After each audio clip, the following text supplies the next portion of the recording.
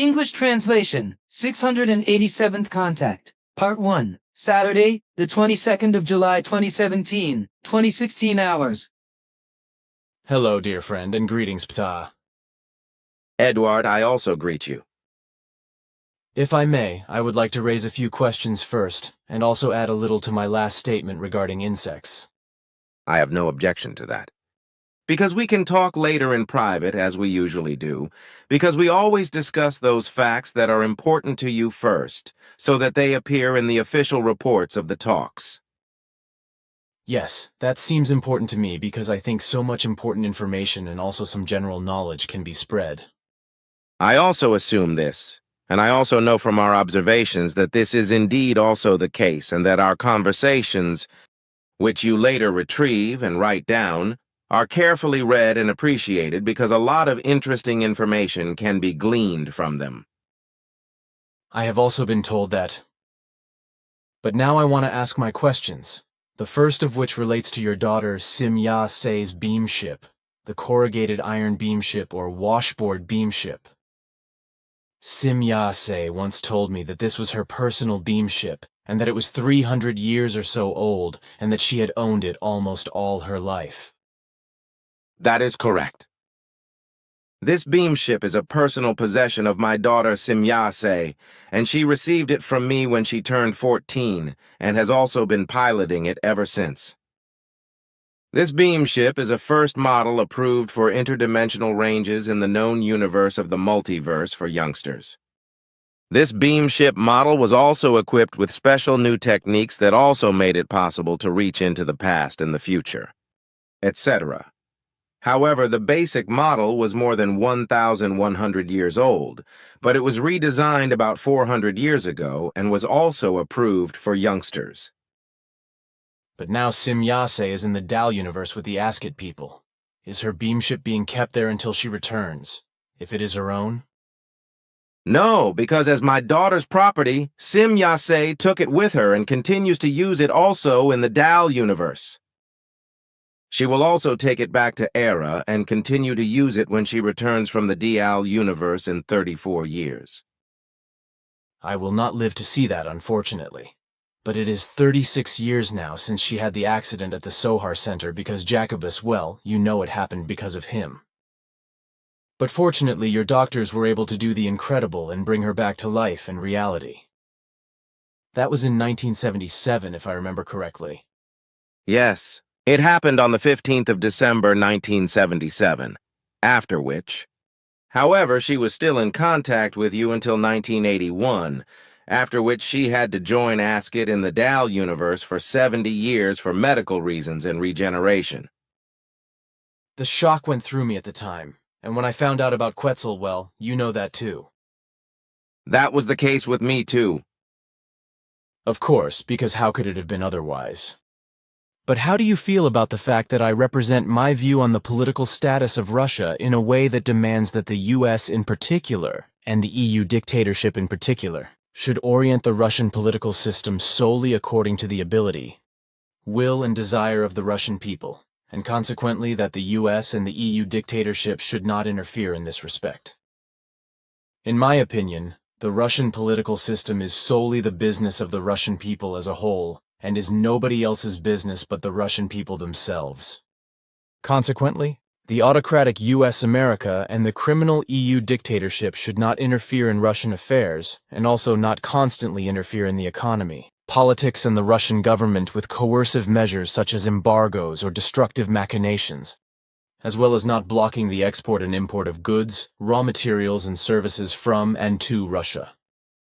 This also applies to sanctions against Russia, which are imposed by the USA and the EU dictatorship as political measures of punishment because of the political behavior or the political procedures against Russia, by which it is to be forced to follow the criminal guidelines of the USA and EU dictatorship, to give in and to toe the line according to their will.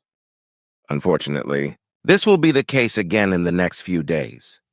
On the one hand, as a result of revenge by the USA against Russia, because it is assumed by the majority of the US government that Russia interfered in the US presidential election. On the other hand, It is also intended to prevent the U.S. president from remaining beholden to Russia, which means that he might also be deprived of the power to oppose, prevent, or suspend new embargoes and sanctions against Russia. As a result, Trump's presidential rights will also be curtailed. However, the reasons corresponding to this will be concealed and explained by lying other justifications. But it is also to be said that Trump is erratic and confusing in his actions, and consequently also in his world of thoughts. Consequently, he also wants to animate actors in order to bring them into the government and thus into his direct domain. But it is also a fact that from the bulk of all authoritative and non-authoritative persons who have a voice or only half a voice in the government and in the intelligence services in the USA, they are trying in every open or underhanded manner to drive Trump as a non-professional politician out of his presidential office, leaving no stone unturned in this respect. Of course, Trump is consistently chaotic in terms of governance, but he is genuinely of goodwill to mold America back into a great state in the world where order itself shall reign. His presidential inexperience in leading a nation, however, makes him act rashly and confusedly, which also causes many of his previous supporters to fall away from him. This also leads him, because he does not realize it out of a certain naivety, to react rashly and wrongly to whispers from his enemies and to order measures that are absurd, as is the case with his ill-advised entry ban, but as will also be the case with his ban on discriminating against transsexuals in the Army, many of whom voted for him in the election. These and other strange executive orders will earn him nasty and negative votes, as is also the case with the repeal of Obamacare, which will affect some 16 million human beings. Also, the announced wall between Mexico and the U.S., to be built as a deterrent, is in line with his perverse way of thinking and acting, because— Excuse me, but I would like to say that such a wall would be as stupid and moronic as such walls have been in the past. Such as in the recent past the GDR Wall, also called the Berlin Wall, which has gone down in history as a symbol just like the Cold War, and divided Germany into two states. The wall was built in mid-1961, with Walter Ulbricht still publicly declaring in June 1961, "No one intends to build a wall." As head of the Socialist Unity Party of Germany, SED, he had long been thinking of sealing off East Berlin from the west of the city, although approval for this did not come from Moscow until early August. So on the night of the 12th to the 13th of August, the People's Police, factory fighting groups, and the National People's Army (NVA) blocked the sector border running through Berlin with barbed wire and stone walls, and the construction of the wall began in order to stop the flow of refugees from the east to the west. The political propaganda of the SED and the GDR leadership naturally celebrated the building of the wall as an anti-fascist wall and a victory of the socialist camp over Western imperialism. The main reason for building the wall was the stream of refugees that caused hundreds of thousands of GDR citizens to flee to the west every year. The human beings in Berlin and the GDR were naturally stunned, while a reaction from the USA was equally imperceptible, just as it was not in international terms. The Western powers, the USA, Canada, Great Britain, and France, hardly protested because their free access to West Berlin was not threatened. Only General Lucius D. Clay, as the American special envoy to the city, had tanks brought in because he wanted to know whether it was the Ulbricht regime or Moscow that was still in charge. But when Soviet tanks rolled up on the east side of Berlin, the matter was clear. 40 long years after the wall was built, however, on the 9th of November 1989, Germany's most hated structure was felled again when the GDR was on the verge of collapse because it was politically and economically bankrupt, and the GDR population no longer went along with state terrorism. Consequently, the state border was then opened and the unification of the two German states came into view after more than 40 years of separation.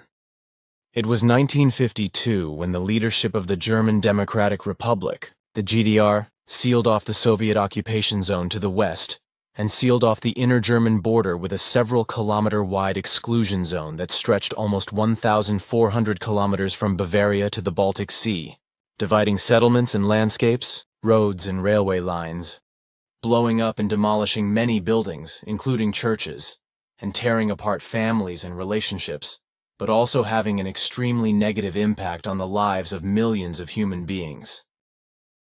Only 6 railway crossings and 5 motorway crossings remained open for traffic between the Federal Republic and the GDR and Berlin, while 200 roads were also closed in and around Berlin, leaving only 77. But telephone connections between the western part of the city and the eastern part of the GDR were also cut, and all residents who lived in the immediate vicinity of the inner German border were also forcibly relocated. But since Berlin was still a place for courageous refugees to reach the west, construction of the wall began on the 13th of August 1961.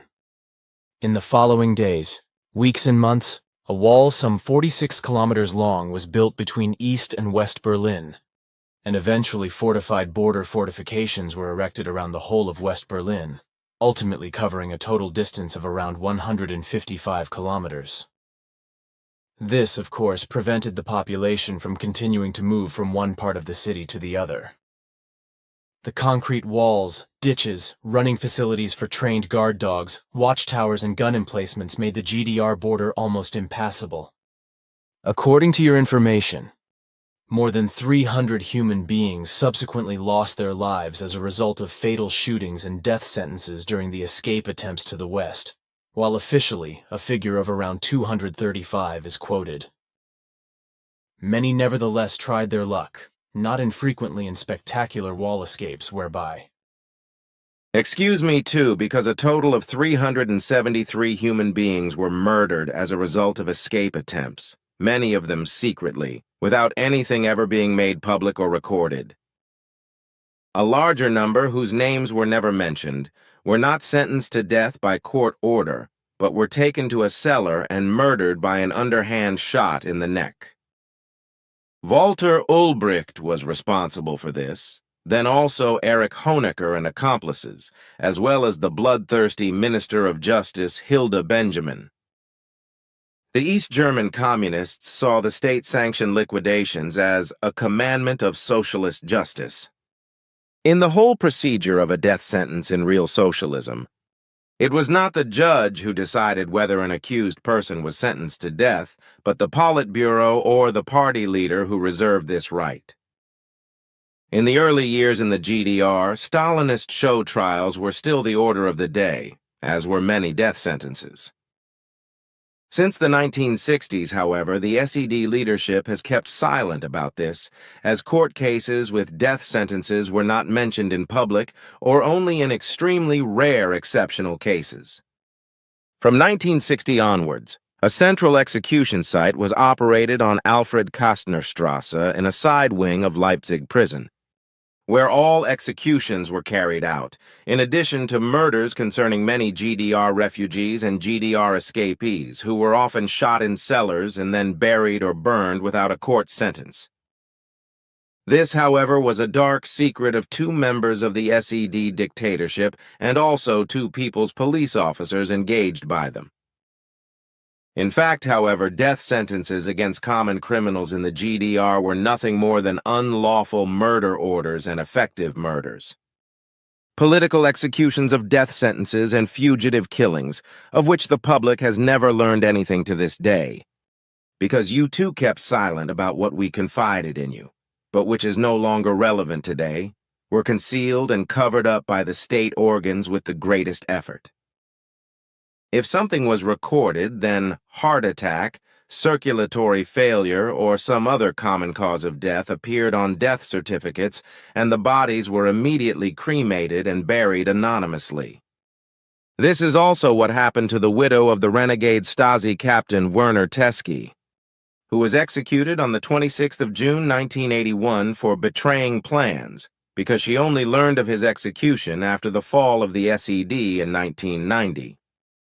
This was the last death sentence officially carried out in the GDR. Although clandestine shootings of human beings whose attempts to escape to the West failed continued to take place, just as escape helpers were also murdered by the Stasi, even outside the GDR, such as the Swiss Hans Ulrich Lenzlinger in Zurich on the 5th of February 1979, whom you warned on behalf of my daughter Semjase and had a long conversation with him and, shortly before his murder, 2 telephone conversations. At that time, it was in the autumn of 1978. You went to see this man to warn him that he was to be murdered 230th contact conversation from the 11th of October 1989. Pleiadian contact reports. Volume 6, pages 4 and 5. Yes, I remember this interesting conversation, as well as the fact that I went with Jacobus to Lenzlinger in Hong and was not allowed to tell him why I had to talk to Lenzlinger. Consequently, it was official that Jacobus should seek employment with Lenzlinger as a predator keeper, because such a position was advertised in the Tagesanzeiger. The whole thing was arranged by Semjase in such a way that I could speak to Lenzlinger briefly without being bothered, as she had instructed me to do, without Jacobus being able to overhear, because she had told me not to talk openly about it, not even to Jacobus. But then there was good time to tell Lenzlinger what was necessary when Jacobus was busy looking at the 2 cheetahs because he was interested in the predator keeper position. So I was able to warn Lenzlinger of the assassination attempt threatening him, also telling him the source of the warning, which he was not surprised about because, as he said, he had already seen strange UFOs and had no doubt that extraterrestrials were coming to Earth. Of course, he said that he took the warning seriously and was grateful for it. Unfortunately, in the end, the warning was of no use because he was murdered anyway. At that time, I did not know what the reason for the assassination was, just as I did not know that it was the Stasi that was behind it, which was probably good, because otherwise I might still have been involved in the whole thing. Lenzlinger and I also did not talk about the GDR and the Stasi as we talked for a good hour and a half in his magnificently decorated office, with Jacobus being a silent listener, which surprised me a little, because silence was not usually his métier. Lenzlinger was very interested in my adventurous years and said that I had led a very interesting life, but that he was also rather an adventurous type, but not in the same way that I had been. These are my memories of Hans Ulrich Lenzlinger in Hong. Your daughter Semjase only told me at the time that I should warn Lenzlinger because an assassination attempt was being planned on him, and I effectively knew nothing more. Only now that you have revealed the secret have I realized why I had to warn Lenzlinger, because I never asked Semjase about the reason and the circumstances why she instructed me to issue the warning. Of course, however, I remember what you told me regarding the death sentences and the murder without trial in the GDR, but about which you commanded me to remain silent. But now that you are speaking so openly about everything, I think that I also no longer have to keep the silence, because everything has long since passed and belongs to the history of the past. Correct. So I can still say what's on the tip of my tongue now? Of course, because since our conversation is an official contact conversation, I guess the rest of your statement still belongs. And what my daughter's motivation was for bringing up the warning with Lenzlinger, which she should not have done, that was based in her compassion. That may be true, and I also think that I should say the rest. Good then. I will say that on the 17th of July, 1987, the death penalty was abolished in the GDR. Then it happened that on the 18th of October 1989, the SED Central Committee deposed Erich Honecker, chairman of the Council of State. But the opening of the border on the evening of the 9th of November 1989 still came as a complete surprise to everyone, which was the prelude to the fall of the wall and the effective Wende that could no longer be stopped. That evening, thousands stormed the border crossings and celebrated the miracle of Berlin. Then Mikhail Gorbachev also came into the picture. When he came to power and tried to modernize the Soviet state and government apparatus, many things changed quickly. Under the slogans Glasnost openness, transparency, and perestroika restructuring, transformation, he reformed the Soviet Union, and with it the entire Warsaw Pact, from which the new Russia emerged. This meant that the GDR leadership also lost the support of the Soviet Union, which was quickly understood by the population, and as a result, human beings began to demonstrate and protest for their freedom in all the big cities, with a wave of flight also then beginning via Hungary and Czechoslovakia and the situation coming to a head. Helmut Kohl, who was the third minister-president of Rhineland-Palatinate from 1969 to 1976, and the sixth chancellor of the Federal Republic of Germany from 1982 to 1998, the incumbent with the longest term in office to date, took advantage of this to shine in the public eye and to make himself important as the reunification chancellor of both Germanys. This was done in the way, as Ewan Quetzal explained to me in detail, by his wife Hannelore working out all the necessary guidelines for him to do so, and guiding him on how, when and where to speak out and how to behave, what to say and what to do, thus reaping fruits that Gorbachev had planted. Now what else you have explained is in line with the facts.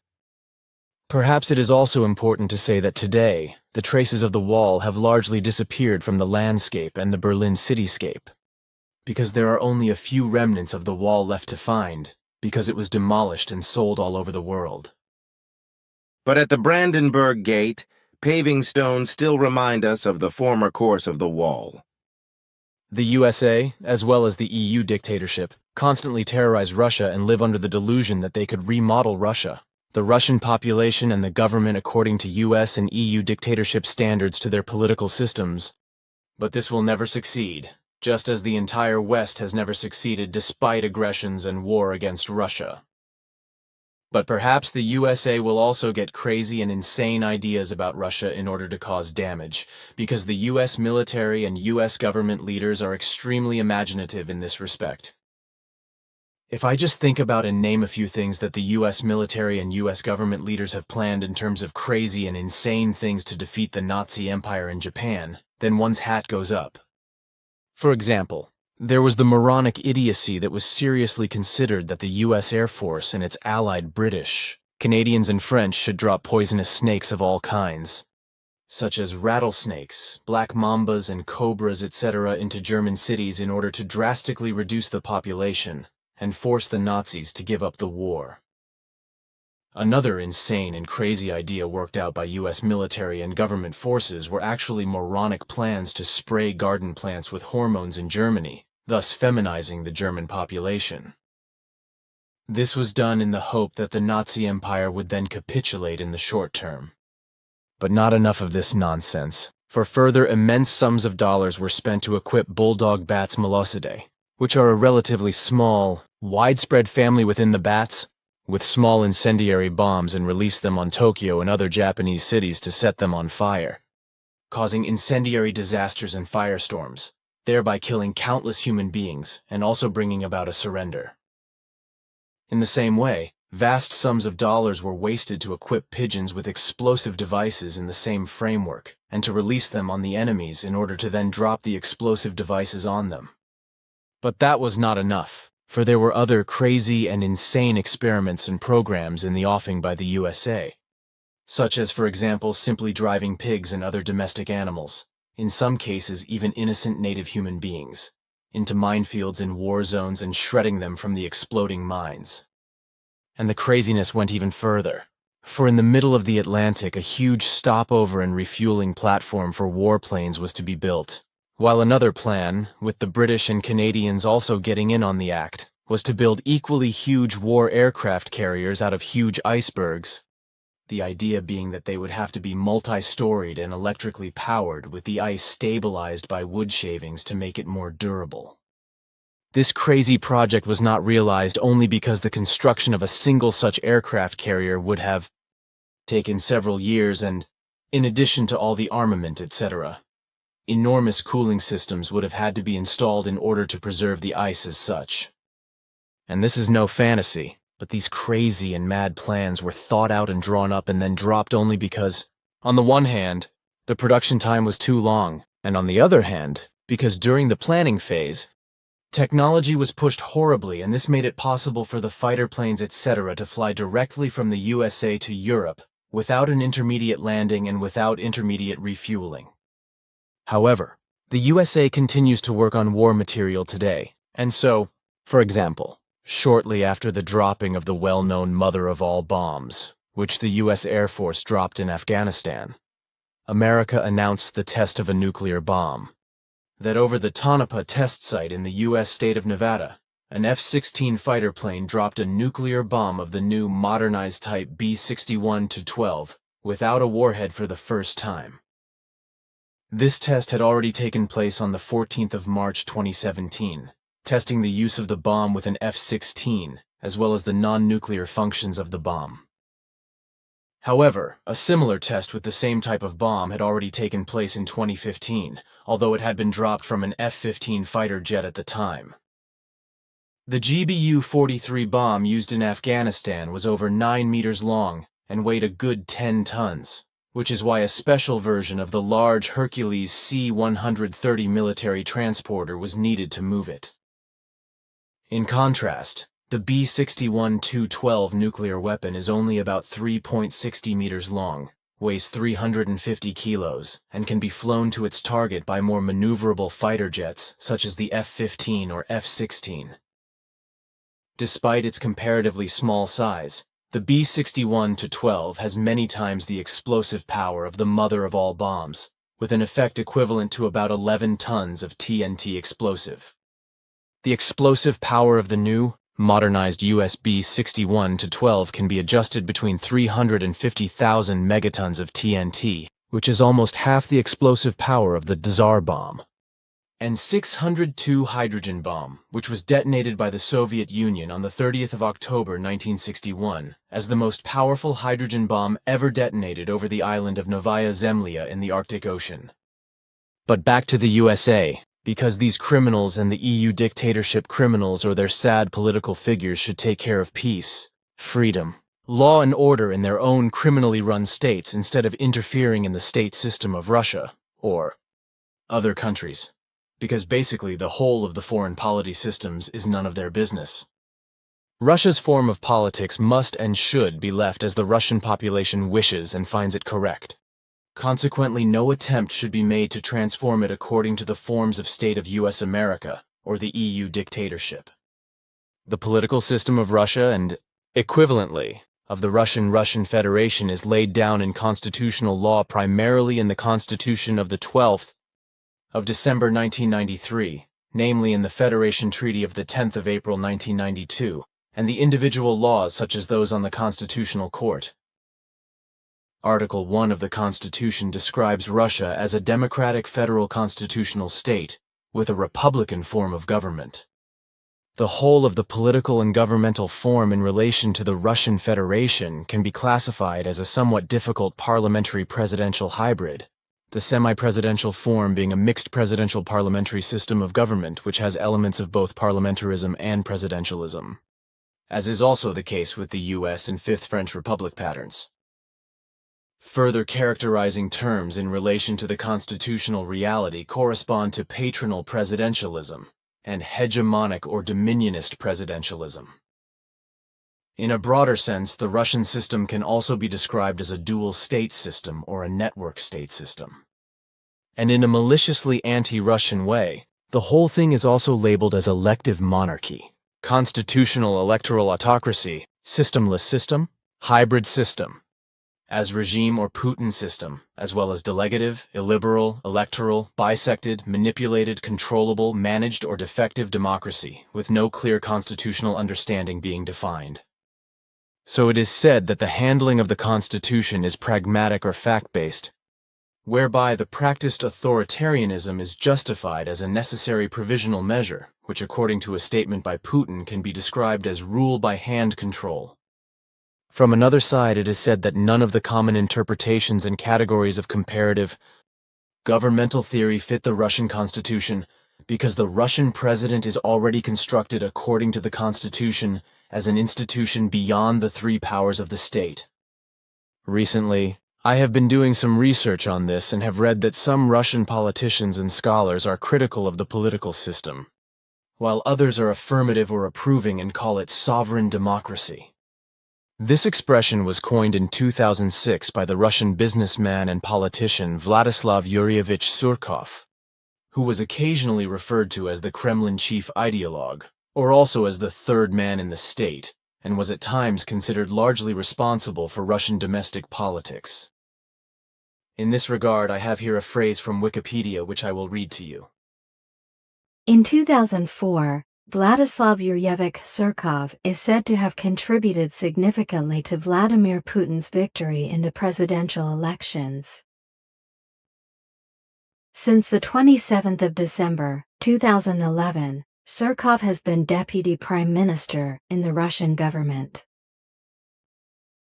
On the 8th of May, 2013, Surkov resigned from this office. This was preceded by Putin's accusation that the government had not adequately implemented his decrees.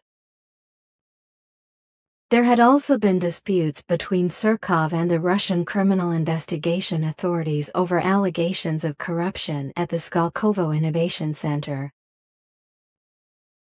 On the 24th of September, 2013, Surkov was appointed Putin's personal advisor. In this function, he is to look after, among other things, the socio-economic development of the regions of Abkhazia and South Ossetia that broke away from Georgia.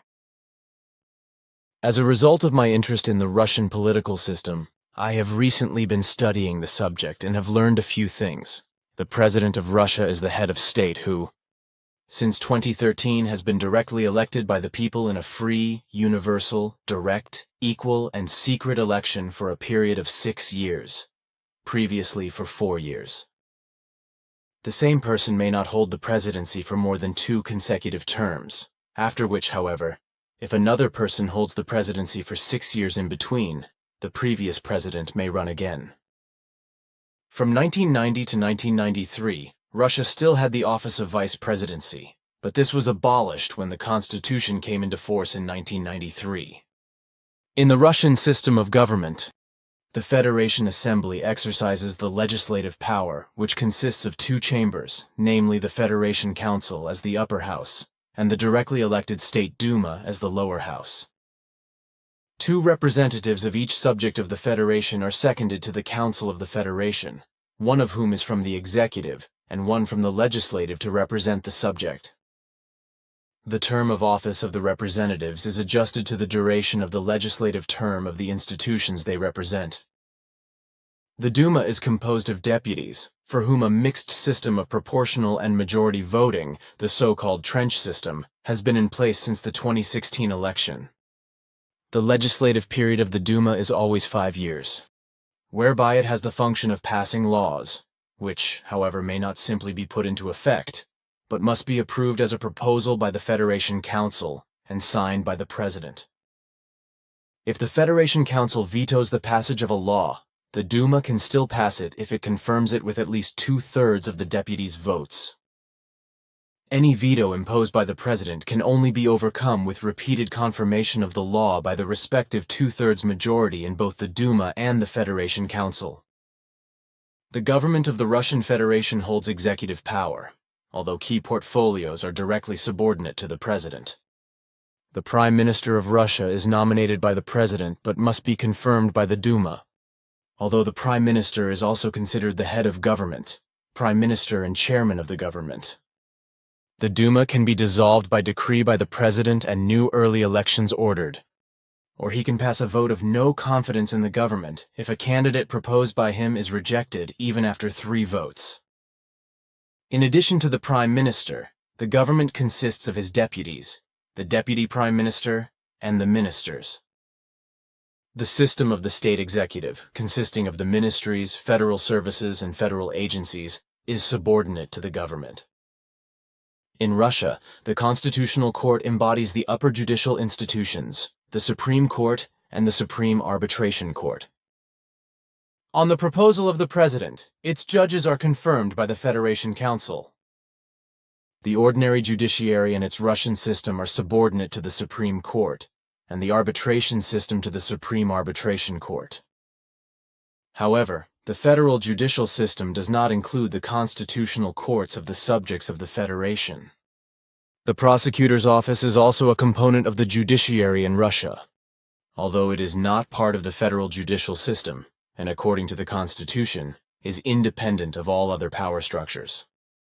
The prosecution system is headed by the Prosecutor General's Office of the Russian Federation, whose chairman, the Prosecutor General, is confirmed by the Federation Council on the proposal of the President. The Supreme Commercial Court was merged with or subordinated to the Supreme General Court in August 2013, which is why analysts say that this weakens the more reliable pillar of the Russian judiciary. Then I have another excerpt from Wikipedia, which is certainly also interesting. The Russian system differs formally from the classical presidential system example, USA, in that it has a prime minister as head of government, who is subordinate to both the president and the parliament in forming and exercising government. Although, as in the semi-presidential system, the offices of president and prime minister exist side by side, the Russian variant differs from the classical semi-presidential system example, France, in that the legitimacy and control of the government by parliament vote of no confidence is weaker overall. According to the Constitution, the president always has the possibility to appoint a prime minister even in deviation from the will of parliament and, in case of reluctance, also to dissolve parliament. According to Article 83 of the Constitution, the president, with the consent of the State Duma, appoints the chairman of the government of the Russian Federation and decides on the question of the resignation of the government. Article 84 provides that he may dissolve the State Duma in the cases, and according to the procedure provided for by the Constitution of the Russian Federation. Article 111 provides that the President may appoint the chairman of the government of the Russian Federation, dissolve the State Duma, and call new elections after 3 rejections by the State Duma of his nominations for the post of chairman of the government of the Russian Federation. According to Article 117, the President of the Russian Federation may take a decision to dismiss the government of the Russian Federation. The government must then continue to function according to his instructions until a new government is appointed. So these are the facts that I have learned and have now presented to you, and to which I think that this political system of the Russian Federation is as good and as bad as any other political system of other states. And if the Russian people can cope with it, then that is their business alone, and is none of the EU dictatorships or the USA's business. Because they should not interfere in Russia's political system, but should only try to create peace, freedom, and order in their own states. This is not only your good and correct opinion, but also mine, and that of all sensible and reasonable Earth humans who judge the whole thing in a consistent manner. Effectively, the political system of Russia is one like any other, while this, however, is not accepted by the selfish and world domination-hungry USA as well as by the country-greedy EU dictatorship, which is why they compulsorily want to spread their own unfree, democracy-less, and dictatorial state systems to Russia and make it their vassal state. Then we are of one mind, though I hope that many more human beings of the Earth will make the same observations as the two of us and come to the same opinion. But let us not go into that, because I have also been dealing with something else. Various things that you've been explaining to me lately that I would like to openly mention now, if you don't mind. If I had to, I would say something. I have also read various reports on what I want to talk about, dealing with the criminal and criminal groups and associations all over the world. In this respect, particularly those of the USA, those in Italy, Germany, Japan, and various other states which are doing badly in this respect. You can talk about that. Good. But first, I want to catch up on something I forgot to say in connection with the GDR wall, because there are at least 2 other political walls to mention, such as the Great Wall of China or Great Wall, which was built during the dynasty period, but was taken down again many times, rebuilt, and also extended again and again. According to Chinese history, the most recent construction took place during the Ming Dynasty, 1368-1644. With a length of several thousand kilometers. I searched around in various books and also in other works and found all kinds of data, which I would like to explain, if you are interested. I have not dealt with this matter for a long time, so if there are any new findings that you know about, I would like to hear what you have to say. There are indeed new findings, however, just as old facts are certainly still valuable to mention. So I can say the following. The Great Wall of China is also called the Great Wall and the Long Wall of China, and its construction started about 2,700 years ago by the Chinese dynasties, whereby during the Ming Dynasty, which lasted from 1368 to 1644, the newest or the last or youngest parts of the wall were built. In the past, it was always said that the Great Wall of China was 6,000 kilometers long, but now, in 2012, a new measurement showed that the total length should be around 21,200 kilometers. This is very interesting and new to me because I have not dealt with the more recent and latest research in this regard, which I will now make an effort to do. For your reference, I thank you. And it would probably be valuable if you could still find and compile information on this subject and then insert it here when we have our conversation, because it would complete your mentions a little more. Fine. Can I also bring something up to you for once that you do not know about? But if you are so interested in the whole thing, I can give you some sources where you can find the new insights. And I will gladly take your advice and put something together and add it to our conversation here. Great Wall of China edited version from Wikipedia. The Great Wall of China, Chinese Wan Li Cheng Chung, Mo Li Chang Cheng, Pinyin Wall Cheng Cheng, 10,000 li long wall, Chinese Zhongguo Chang Cheng, Zhongguo Chang Cheng, Pinyin Zhongguo, Cheng Cheng, Long Chinese Wall, also called Great Wall, is a historical border fortification intended to protect the Chinese Empire from nomadic equestrian peoples from the north. Its construction was begun in the 7th century BC. According to the latest surveys, it stretches over 21,196.18 kilometers and includes 43,721 individual objects and sites. After a survey by Chinese authorities in April 2009, the length of the Great Wall of China was given as 8,851.8 kilometers, about 2,000 kilometers more than previously assumed. However, this figure also includes 2,233 kilometers of natural barriers, such as rivers and mountains. According to the latest archaeological surveys, the Chinese Cultural Heritage Bureau gave the total length as 21,196.18 kilometers in June 2012.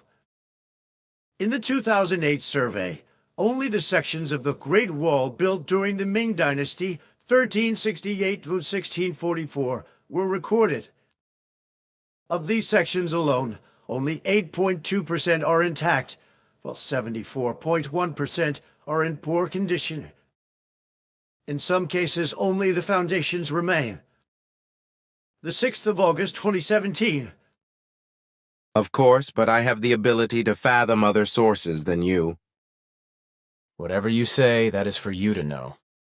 But I will say that there was also a third wall built between ancient England and Scotland, where in the 1st century AD the Roman Emperor Hadrian built a fortification wall of 78 Roman miles or 117.5 kilometers across the British Isles, the so-called Hadrian's Wall, which as far as I know served as a bulwark against barbarian attacks.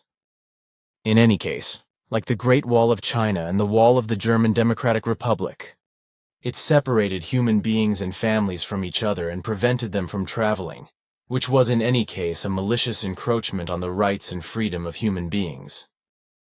However, these were not national borders that could not be crossed, but bastions armed with military, which threatened every crossing with death, simply made it impossible and even brought hardship and misery of many kinds for many human beings, which could have been avoided if they had been able to cross the walls. And the same would also be the case in the USA and the southern states if Trump were able to realize his crazy idea of building a wall. Because in the part of the wall that already exists, which others before Trump had built, human beings have been dying for years because they want to enter the USA illegally, but die miserably on impassable secret paths when they bypass the wall obstacles on deadly paths. Of course, This does not mean that I am in favor of illegal immigration to the USA or any other country. Quite the contrary. But the whole issue of illegal border crossings should be regulated in such a way that illegal immigrants do not have to lose their lives, which would be possible by securing the borders in such a way that human beings crossing the border illegally are caught and transported back to their homeland without suffering any health damage. I am familiar with Hadrian's Wall, and it was the bulwark that can also be understood as a border road.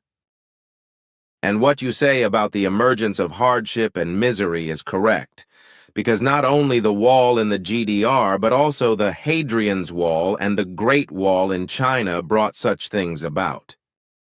Tens of thousands of human beings died in connection with these three walls, both in relation to the construction of the walls and also as a result of the violence of the wall guards and the separation of human beings and families, as well as the trade in food and goods, etc., which was stopped at the walls and which alone brought much hardship and misery. And what you say regarding strictly guarded borders, the apprehension and repatriation of illegal border crossers to their homelands, this is probably the only solution to the problem. I can imagine that. But now I want to talk about what I wanted to talk about before I distracted myself. You yourself once said that there were also groups and organizations in Switzerland, such as mafia cells, etc. You also said that there were many other groups and organizations in Switzerland. In general, however, you explained, these criminal gangs have become so powerful that they can no longer be controlled or fought by the police and the states themselves, especially in the EU dictatorship, with Germany in particular being an inglorious center in this respect. I have also read exactly the same thing in various papers, such as this one, which I want you to read. Now, through all these papers and witness reports, etc., I have learned that even the police have become largely powerless against the whole thing, so that these criminal and partly criminal gangs, clans, groups, organizations, and associations can expand ever more groundlessly and further. In Europe, Germany in particular is in a very bad way, to which the crazy Chancellor Merkel has contributed a great deal with her culture of welcoming refugees, but which neither she nor her stupidly stupid supporters are able to perceive, understand, and accept, because the necessary reason and the urgent and indispensable rationality are also lacking in all of them. And this does not only refer to those stupid bourgeois foot people who, due to their lack of intelligence, let the authorities think and act for them, but also to all those who adore Angela Merkel, or all those other rulers who walk in the same footsteps as her and bully their own countries and their populations. This is also how it could come about, and how it can continue to spread, that more and more criminal as well as terrorist individual perpetrators, groups, organizations, and associations spread out and bring the world order, which has already become disorderly, into an ever larger, ever more dangerous, deadly, and destructive state. And in Europe this is particularly the case in the EU dictatorship and especially in Germany, because there, in recent years, and especially through the madness of Merkel's refugee culture, the organized criminal, terrorist, and criminal has spread extremely rapidly. And the whole thing is spreading rapidly more and more, and already exceeds the possibilities of the police and other security organs to do anything useful against it. And indeed, all this is taking place in the EU dictatorship, in which Germany is also included, and in which many shadowy rulers of the underworld rule, against whom not only the police but other security forces and even the courts are powerless. But since these are rarely mentioned in the media and, moreover, are drowned out and withdrawn from public attention by them and their headlines regarding the waves of refugees, their smugglers and machinations, as well as the terrorist attacks, etc., practically only those people of the citizenry who are directly or indirectly confronted with the deeds of the criminals, terrorists, and criminals are oriented. And this is unfortunately the case everywhere, since the majority of the population knows nothing or very little about what is happening in their country in this respect. And also that various criminal and terrorist groups, gangs, and organizations have been immigrating and taking root in the EU dictatorship area for some time, especially in Germany. Unfortunately, this is also the case in Switzerland, which is still asleep in this respect, and will one day experience a rude awakening. In Europe, it has been the case for years that, in addition to the mafia, criminals of all kinds no longer have to come or be called to Switzerland, Germany, and various other states of the EU dictatorship, because they are also already present everywhere in Europe, as are a large number of terrorists from various groups, such as the IS and the Taliban, etc. Also, a large number of their imitators are spread all over Europe as individuals or groups, striking at every possible opportunity and committing acts of bloodshed, which will always result in more and more deaths and in increasingly brutal ways, as the future will prove. But Taliban and IS terror sleeper agents, criminals of all kinds and criminals of all colors, have also spread throughout Europe, whereby Switzerland is also involved, but whose authorities, rulers, and security forces are apparently still asleep and are not yet aware of this fact, which will then one day probably lead to a rude awakening. Effectively, there is a close-meshed network of criminal, terrorist, and criminal cells all over Europe, but also all over the world. In Europe alone, there are more than 50 well-organized Italian mafia clans, as well as a number of other clans from various countries. The mafia cells alone, which have tens of thousands of members worldwide, are estimated to generate a criminal and felonious annual turnover of more than the entire gross domestic product of Ireland, USD 294.1 billion in 2016. Of course, all criminal clans, groups, and organizations do everything they can, on the one hand, to keep their illegal activities undetected and, on the other hand, to camouflage their extensive might, which in some places even reaches into the authorities, courts, governments, and forces of law and order. And this is a fact which is, of course, officially denied by authorities and governments, etc., but which is so true that even the most stupid human being has to laugh at the denial of these effective facts. And the sad truth is that many of these criminal gangs, especially the mafia clans, have the best and deepest contacts in politics and business and consequently infiltrate authorities, bribe law enforcement officers and investigators, and even easily infiltrate administrative structures. This also includes election manipulation and influence, as well as threats and the buying of judges, public prosecutors and police officers, etc. Many human beings in Switzerland, in the EU dictatorship, and especially in Germany, as well as in the whole world, are completely blind to these facts and believe that such reports are only fictitious and therefore do not correspond to the truth. The effective truth, however, is that all these criminal, terrorist, and criminal degenerations and excesses are real.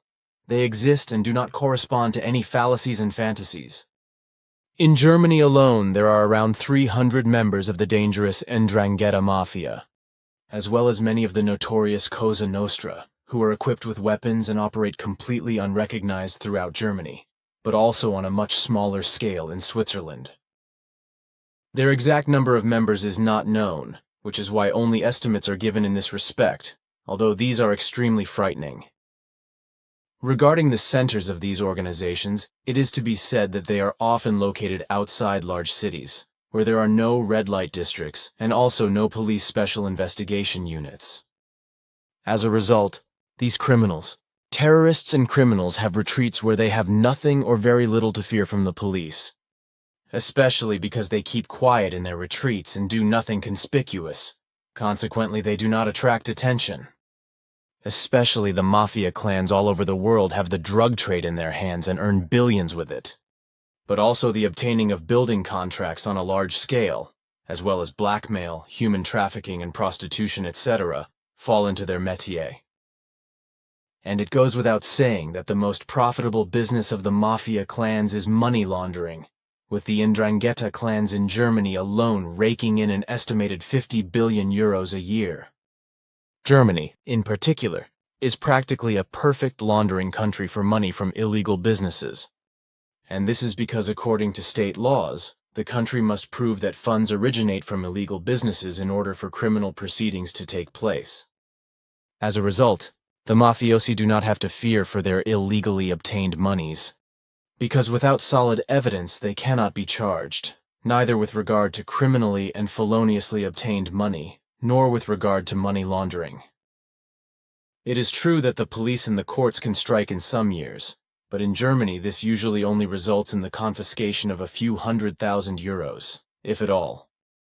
This is somewhat different in Italy, where more rigorous action is taken against the mafia clans, as a result of which, for example, 2 billion mafia assets were confiscated in Palermo in a period of 2 years. But what is common in Italy, namely that the mafia clans shoot around with shotguns, etc., and commit murders, does not usually happen in Germany and Switzerland, or if it does, then only very rarely. And the reason for this is that, on the one hand, money laundering requires quiet and inconspicuousness, and on the other hand, violence is taboo for the mafiosi in Germany and Switzerland, and consequently the mafia laws are also not valid, which in this respect corresponds to a special mafia order that only applies to Germany and Switzerland, as you once said. In addition to the mafia, the united warlords of the hooligans also reign supreme in criminal circles, organizing mass beatings of football fans in or in front of football stadiums, but also, for example, stopping fan buses, masked, of course, and forcing them onto rest areas. The bus occupants, precisely the football fans who want to go to football events, have to get off, after which they get involved in mass brawls, up to and including broken bones, etc., which are just as much part of the thug order as also beatings up to hospital maturity. These warlords are usually between 20 and 30 years old and belong to former other hooligans, although among them are also trained mixed martial arts fighters. Mixed martial arts means something like mixed martial arts, or MMA for short. It is a full contact sport that uses techniques from different martial arts, as I was told when I asked a martial arts group about it a month ago. It was also explained to me that MMA became known and popular through the comparative fights in the Ultimate Fighting Championship UFC of the early 1990s. According to the explanations given to me, the fighting style consists of punching and kicking techniques striking from boxing, kickboxing, taekwondo, Muay Thai and karate, as well as ground fighting and wrestling techniques grappling, from Brazilian jiu-jitsu, wrestling, judo, and sambo, although techniques from other martial arts are also used. Criminal, terrorist, and criminal gangs, groups and organizations of all kinds, it is explained, have 20 to 80 or more members, although they also include non-footballing fellow gang members, consisting of bouncers and coming from the rocker scene. All of them, however, are obsessed with the greed for wicked violence, whereby they also practice violence far away from the football stadiums, which in this respect can be calculated at about 20–25%. However, they do not only exercise their violence viciously through brawls, but it also happened that they beat and harassed fans, and then even dragged and taunted some of them through the city. So it can be said that the violence in this respect, as a result of stadium protection, is increasingly being shifted to the streets, whereby, however, more and more often not only the fans from the other camp but also from the own camp, or completely uninvolved persons, are beaten and injured, in addition to cars and shop windows, etc., being demolished. These gangs of warlord hooligans are increasingly claiming public spaces for themselves and terrorizing entire inner-city districts where the football clubs are based. And the fact of the matter is also that these warlords of hooligans have been viciously rioting against state power for some time now, as was proven in 2014 when an alliance of hooligans and right-wing extremists demonstrated against Salafists in Cologne. In Switzerland and Germany, it is a criminal offense to create a group, organization, or other association that plans or carries out activities that endanger life and limb or other criminal activities, and even membership in such organizations is punishable by law. Nevertheless, such criminal associations exist all over the world, so also in Switzerland and especially in Germany, whereby in the EU dictatorship the FRG is a special center of attraction and pivot from where criminal activities are carried out far beyond the borders into other countries. This is also the case with the hooligans, such as those from Dortmund, who maintain close contacts with the Vandals from Essen, the Caliber 030 from Berlin, and the Psycho fans, or the hooligans of the Ruch Chorzo Club in Poland. Especially juveniles in particular are attracted to these criminal and even felonious associations. On the other hand, There are also left-wing autonomists who control and terrorize whole streets and cities, calling for violence through the internet, including dozens of targets to be attacked, among which are, for example, real estate companies, party offices, and bank branches. Police stations are also among the targets, attacked with paint pellets, firecrackers, and paving stones, etc. Doors broken down and shop windows or house windows smashed and police cars and radio cars, etc. set on fire. But what is even worse is that the police are powerless and have to withdraw because many of the officers fall into fear and suffer psychological consequences. And this happens many times in Germany, be it in Berlin, Hamburg, or Leipzig, etc. Statistics show that in recent years the number of crimes committed by left-wing extremist groups has risen by about 40%, and the number of effective acts of violence by about 30%. Research shows that about 18% of the German population espouses left-wing extremist attitudes, while about 15% of them even advocate vicious violence against everything that affects state officials and the state system. Consequently, the inhibition threshold to attack and injure police officers is also very low, with their deaths or those of private citizens also being accepted without hesitation. And all this happens almost unnoticed by the population, which is only halfway informed by the public media, while left-wing autonomous groups and organizations have effectively declared war on the authorities, the police and the political parties with extreme readiness to use violence, because, especially in Germany, they openly do not recognize the rule of law. So they also occupy houses and entire streets, which become so-called no-go areas for the authorities and the police. As a result, invisible borders are drawn through the cities by the law-abiding clans, groups, and organizations, and in this respect, Germany is at the forefront of the EU dictatorship and not behind the USA and Japan. I see the great evil in all this, that on the one hand, the politicians as well as the police partly deny this. On the other hand, they simply accept the whole thing because they can no longer cope with the evil. In my opinion, the result is that all order is slipping away more and more, and anarchism is gaining more and more ground and can spread unchecked. The German government alone now assumes that there are over 6,000 autonomous people who are not directly networked and who have set up autonomous zones in their residential areas in which the state is denied sovereign rights and can therefore no longer exercise its might. If, however, this still wants to be claimed, then there are vicious acts of violence with the autonomists, especially in the core scene, where vicious violence is used against officials, up to and including attempts to kill them if they want to enter the autonomous areas of the autonomists, be it simply a house, a garden, a larger plot of land, or a larger building complex. The authorities even publicly deny these facts, claiming that these incidents have no political dimension, since everything is or was only a criminal act. But these machinations of the left-wing autonomists, who have said goodbye to the old and not yet such violent forms of action, are spreading more and more. Another evil that is spreading more and more are the Salafist germ cells that are up to mischief not only in Germany and in many other countries, such as also in Switzerland. In this respect, various mosques are contact points for Islamists, although these basically have nothing to do with true believers in Islam, who live peacefully and humanely according to their faith. Islamists are not only petty criminals, but criminals of the worst kind, who go over dead bodies.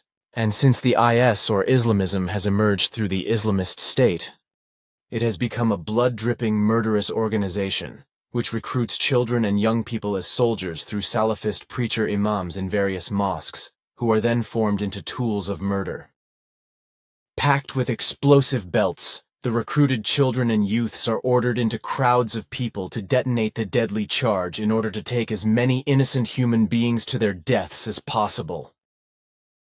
Or cars, etc., are loaded with explosives and blown up by suicide bombers and crowds of people, just as vehicles are also driven into groups of people and a massacre is carried out.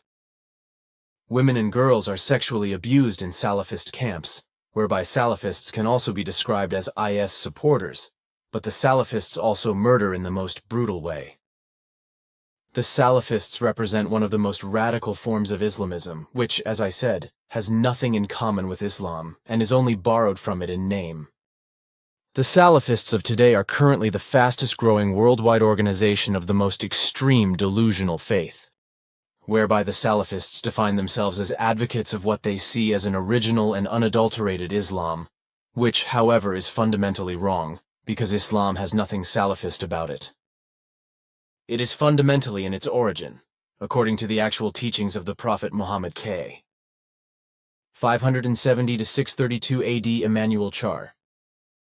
Something completely different from a religion demanding a God state, but a might of peace, freedom, and equality for all human beings. The Salafists reject any theological modernization and live under the delusion that Islam may only be practiced by human beings in the way it was taught to the first Muslims, the so-called al-Salaf al-Salih, or the righteous ancients, in the Middle Ages, completely wrongly, twisted and torn from the true teachings. The latter refers to the first 3 generations in Islam, whereby the Arabic word salaf means ancestors. Furthermore, Salafists reject Western democracies and mistakenly believe that they have to see and recognize an Islamic order in Islamic jurisprudence, and thus the so-called Sharia as the only legitimate form of state and society, just as they also advocate jihad or holy war. Regarding the Sharia, I have to explain that it is to be understood in the sense of way to the drinking trough, way to the source of water, or clear, paved way, as well as religious law, right, which derived from the Arabic verb sara'a means to show the way, to prescribe, and is also written sharia, and corresponds to a religious law of Islam, which, however, is completely misinterpreted by Islamists and other Islamist sick, insane, and crazy people. To my mind, I understand Islamism to be a blatant criminal antithesis to the religion of Islam, and in this form, a religiously dressed-up form of political extremism. The ultimate goal of the Salafists is the establishment of a worldwide absolutist Islamist state of God. In such a state, for example, essential and guaranteed fundamental rights of other states would not apply, especially not the fundamental right of religious freedom, to which the Salafists themselves constantly refer. Instead, the legal system in society would have to be oriented towards a Salafist set of rules. In order to enforce the Islamist state of God, the extreme Salafists are also prepared to resort to violence, with many young people believing that this nonsense makes sense, whereby Salafism has effectively become a hate and youth movement. And when I talk about hate, I understand it as a concept that is often already transferred by parents to their offspring through education, whereby hate children, hate youths, and hate adults are bred. And this hatred, which is already transmitted and bred by parents to their still young children, is not only directed at foreign, different, non-native human beings, but above all also at people of other faiths. And this is precisely what the Salafists are counting on, because they are able to suggestively repolarize hating children and young people, but also adults, towards Salafism with regard to people of other faiths, whereby they help to redirect the hatred of children, young people, and adults towards its origin by embellishing it and making Salafism palatable to them. This polarization of hatred, in which hatred is heightened even more and, moreover, redirected back to the origin, leads to a rejection of all that is good and right as well as life-giving. At the same time, the hatred originally indoctrinated into the children and young people by the educators is found interesting and worthy of following with a new and foreign image of hatred, which closes the circle and increases the hatred against everything outside of Salafism to the point of delusion. In the EU dictatorship alone, as well as in Switzerland, as you said the other day, there are already more than 35,000 persons who have Salafist backgrounds and have joined together to form a Europe-wide network, and that among these Salafists and Salafist supporters, there are more than 4,300 Islamists ready for violence, as well as around 1,860 persons of various ages who must otherwise be classified as Salafist dangerous. Also, you recently said, and I suppose I may also mention this, since you do not object, that due to the refugee welcome culture of the irresponsible Chancellor Angela Merkel, There are quite a few more than 1900 EU dictatorship natives, and in Switzerland, native Islamists in the entire EU dictatorship and also in Switzerland. And since the whole of Europe, as well as Switzerland, has no means of recognizing such persons, as well as non-criminals, economic refugees, and even felons in the refugee flows, they also have no means of refusing entry. Of course, certain refugees can be deported again, but this does not solve the problem of terrorism, crime, and criminality, which was caused by the fault of Angela Merkel with her refugee welcome culture. For radical Islamists of all kinds, the whole of Europe has become a central territory and stomping ground for deadly attacks against innocent human beings, as is also the case for various clans, groups, and associations of other kinds, but which, like the Salafists, reject any state or otherwise secular legislation and legal order. The Islamists, the Salafists, and other crazy fanatics propagate a worldwide state of God oriented towards the Sharia, while autonomists officially claim their living spaces and residential areas as autonomous and these as their own states, but the anarchists want to create completely lawless anarchy states. The autonomists and anarchists operate openly, while the Salafists carry out their mischief of recruitment in protected places, to which the state and the police, etc., have no access. And these Salafist machinations are not only carried out in diffuse mosques, but at least half of all new Salafist members of both sexes are recruited via the internet or via the so-called messenger services. The recruiters exploit the hatred learned from their educators, as well as the antisociality, adventurousness, instability, naivety, and lack of education of their victims in order to lure them out of their fundamentally insecure living environment, to isolate them from it, to dominate them, and then to incite them in their new and heightened suggested hatred against their fellow human beings.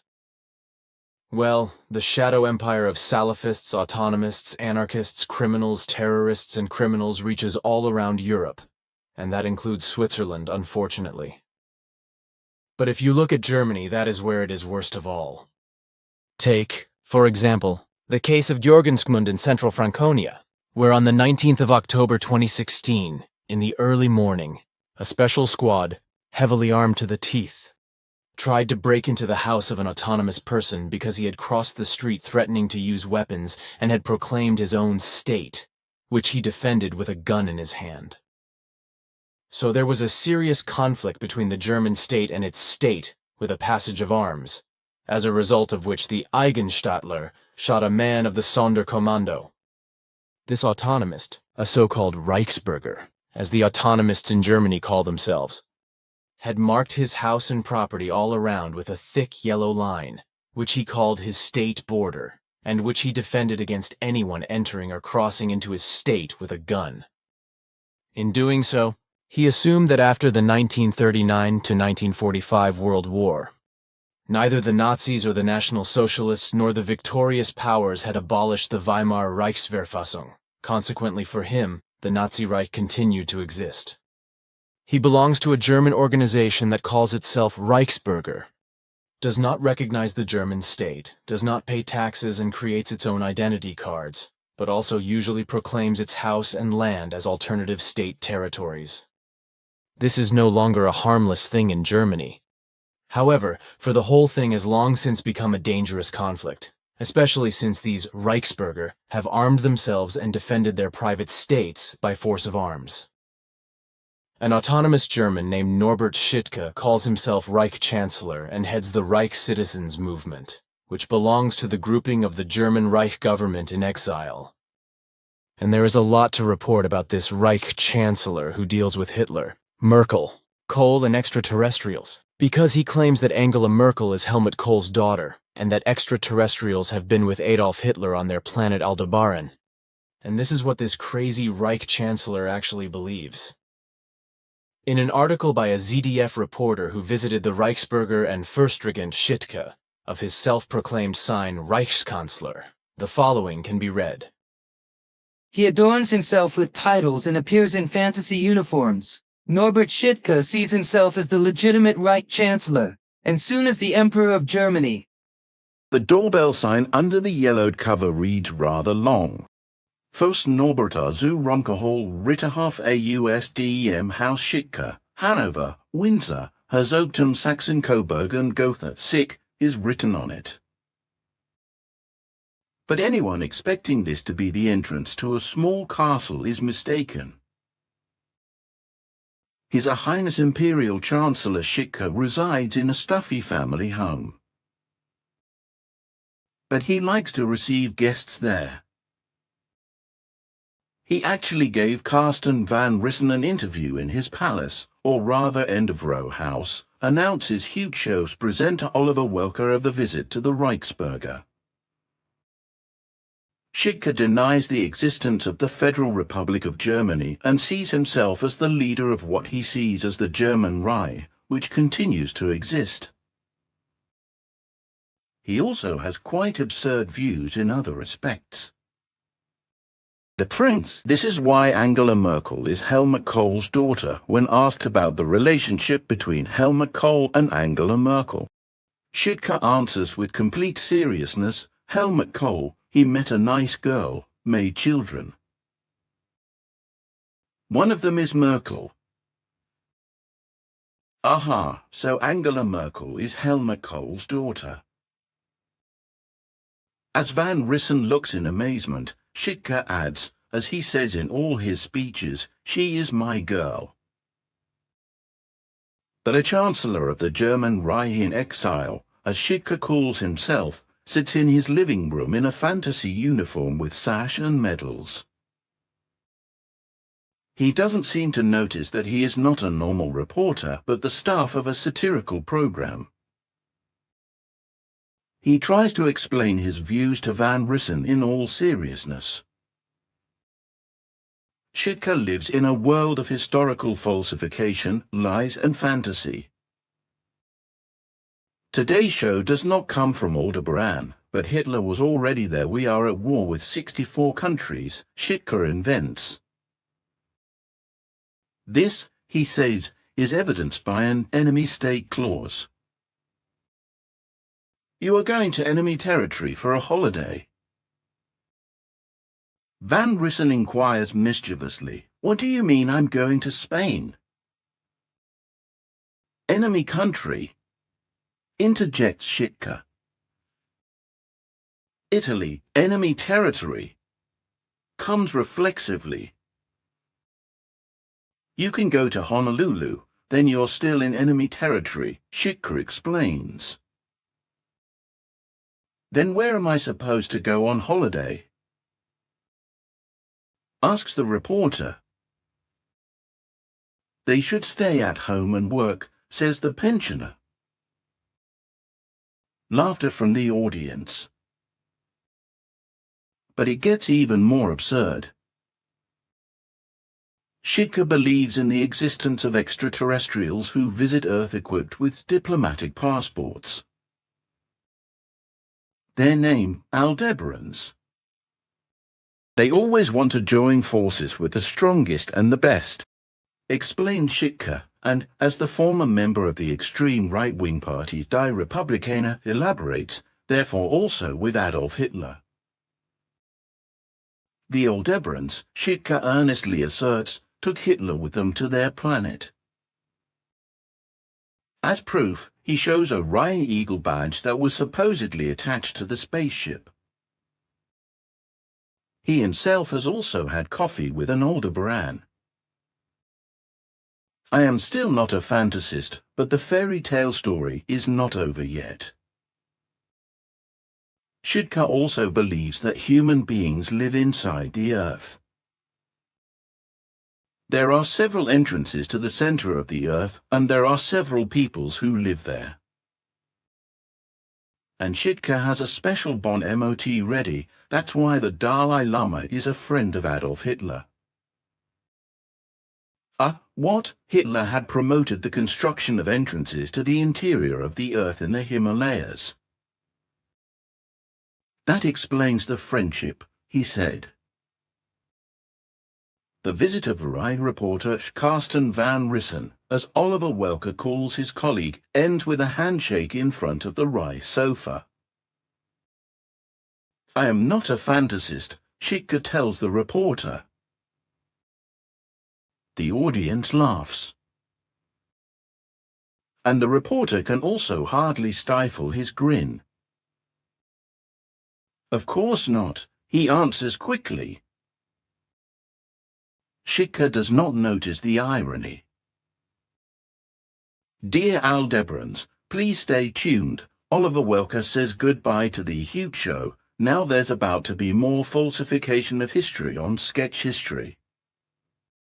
Until a few years ago, the Reichsbürger were just a group of nutcases who verbally aligned themselves against the authorities. But that has changed enormously, because in recent years all sorts of unpleasant things have happened in the shadowy realm of the Reichsbürger movement, especially with regard to ammunition and weapons accumulations in the Reich territories, which points to deeper intentions than just the defense of the Reich sovereign territories in terms of weapons.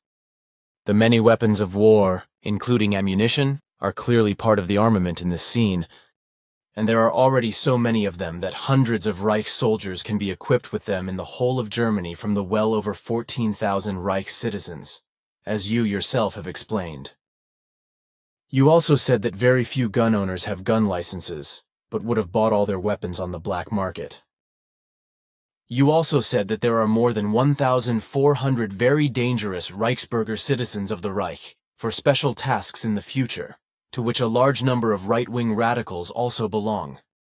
According to your statements, the whole thing points to a war against Germany, whereby, as I have read elsewhere in a report in addition to your statements, Reichsbürger also infiltrate various authorities and the police. In this respect, so much about the Reichsbürger movement in Germany. In Germany, there are also numerous criminal groups of foreigners, such as the Lebanese clans, which dominate whole streets and cities, and against which police raids are carried out by highly armed and masked police officers, but this does not achieve much. The Lebanese clans have formed a so-called family union, which is well known in police circles, and which consists of Lebanese extended families who fled as so-called Mhalami Kurds in the 1980s, when the civil war was raging in Lebanon. A part of these Mhalami practice their own jurisdiction, and consequently do not accept the laws of the German state, and moreover, they have, so to speak, declared war on the German police. One magazine writes, "Politicians never tire of denying the existence of no-go areas in German cities. But the members of the Mhalami clans, who have seized absolute control of the drug markets and red light districts in many German cities, see this quite differently. So they are also confidently claiming their power over the German state. Literally, they tell the police officers, if you start a war with us, you cannot win it because there are just too many of us against you. Such threats are part of the daily routine, proving that in the German state and cities, the monopoly on violence no longer lies with the law enforcers and certainly not with the state itself. Various groups of Kurdish Lebanese descent claim whole sections of streets around the main railway station for themselves, especially in districts of Bismarck, Rothausen, and in the old and new towns, but the same is happening in Uckendorf, where the might of these Lebanese clans, as well as various others, is growing more and more, and dealing with the clan members is becoming more and more dangerous, as is also the case in other cities where the Mhalami are the effectively true rulers of the streets. In the German capital Berlin, it is already to the point where the police hardly dare to stop and check cars anymore, because if they do, 40 to 50 clan members gather around very quickly and threaten them. A stronghold of these Lebanese clans is Duisburg-Marxloh, where if there is a traffic accident, up to 100 clan members immediately pile up and threaten the officers to drive them out of their clan area. In one case, a policewoman was simply knocked down, while her colleague could only protect himself from the clan mob with his service weapon. In order to be able to enforce the state's monopoly on the use of force in the Marxloh area, at least to some extent, it is only possible to carry out the necessary patrols in this neighborhood with 100 police officers. It was written in a magazine that in Bremen, where the notorious Miri clan is up to mischief, the CDU politician Wilhelm Hinners, when asked what the city could do against all the clans, replied that he feared that the train had long since sailed, and that the clan structures could no longer be broken up. That was certainly detailed enough to briefly state the disaster in this regard, but which is in fact much more extensive and worse than it appears from your remarks, which we have discussed with each other several times in private. English translation, 687th Contact, Part 2. Saturday, the 22nd of July, 2017, 2016 hours. But it should suffice to give a small insight into what is really going on in the EU dictatorship, and especially in Germany with regard to crime, terrorism and criminality, of which the population is largely unaware because the necessary information does not reach the public and is therefore concealed. On the other hand, it is also the case that this keeps the people stupid and dumb, who for the most part are unfortunately uneducated with regard to higher education and do not care about anything. Consequently, they can be manipulated from above, precisely by the politicians and governments, etc., as well as by the religions and sects in every respect, without even noticing this. Unfortunately, the common people also lack a good general education, which leads to the fact that they cannot have their say in all political forms, but have to let the politicians and populists, etc., think for them, in order to then cheerfully agree with and accept their nonsensical proposals, etc. But now I would like to talk about the violent rainy weather that is spreading over the whole of Europe and causing severe flooding, which we too and also your daughter Semjase and I have often talked about. Here I have copied from the Pleiadian Contact Reports, Volume 13, this excerpt from the 594th Contact Conversation on the 1st of September 2014, to recall the whole thing once again, which has already been foreshadowed. Then I want to hear your opinion on what the main causes of flooding are. Of course I know about this, such as soil compaction, droughts and overwatered areas due to continuous rains, etc. Your daughter Semjase spoke about this in the 1970s. And you also spoke about it in 2006, saying that Europe was becoming swampy due to heavy rainfall. Can you perhaps say something more specifically about that, please? Floods, as they have been occurring all over the world for quite some time now and will continue to do so in the future, are not simply caused by normal rainfall, but by enormous amounts of rain caused by climate change, for which Earth humans are undoubtedly to blame. The origin and the effects of this can only be found in the grievances and degenerating machinations that have been and continue to be caused by massive overpopulation. The degenerations caused by Earth humans with regard to the fauna and flora, as well as the climate and the planet itself, have brought the entire balance of nature into turmoil and to the brink of collapse. As a result of which nature has been reacting for some time according to the given law of causality. This means that the degenerate causes created by Earth humans with regard to nature and the planet, as well as the fauna and flora, are now and have been for some time producing the corresponding effects. A fact which, however, is still denied by the stupid and irresponsible.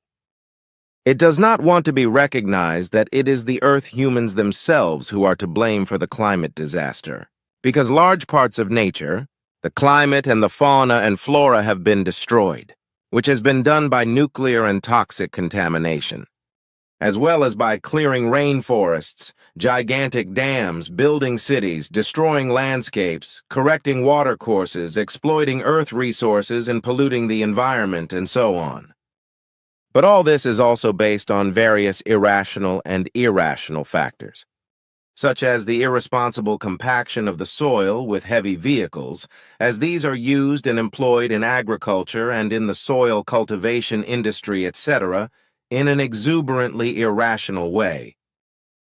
Also, the concreting over and asphalting of roads, paths, and other areas promotes all kinds of mischief. Furthermore, floods are also caused by periods of drought, whereby streams, alluvial zones, and other wetlands, as well as lakes and rivers, but also gardens, fields, meadows, forest soils, and fallow land dry out and harden to such an extent that they can no longer absorb or soak up water when there is abundant rainfall. This means that the rain can no longer drain away into the depleted and hardened soil, but is dammed up and leads to flooding. On the other hand, however, Large floods are also caused by huge amounts of unusually heavy storm rainfall and by melting snow and glaciers, whereby these masses of water then overflow the streams, lakes, and rivers, penetrate into the land, and flood it. It is not uncommon for the land to already be so saturated by heavy rains and melting snow that the water masses can no longer drain away, accumulate, and also cause flooding.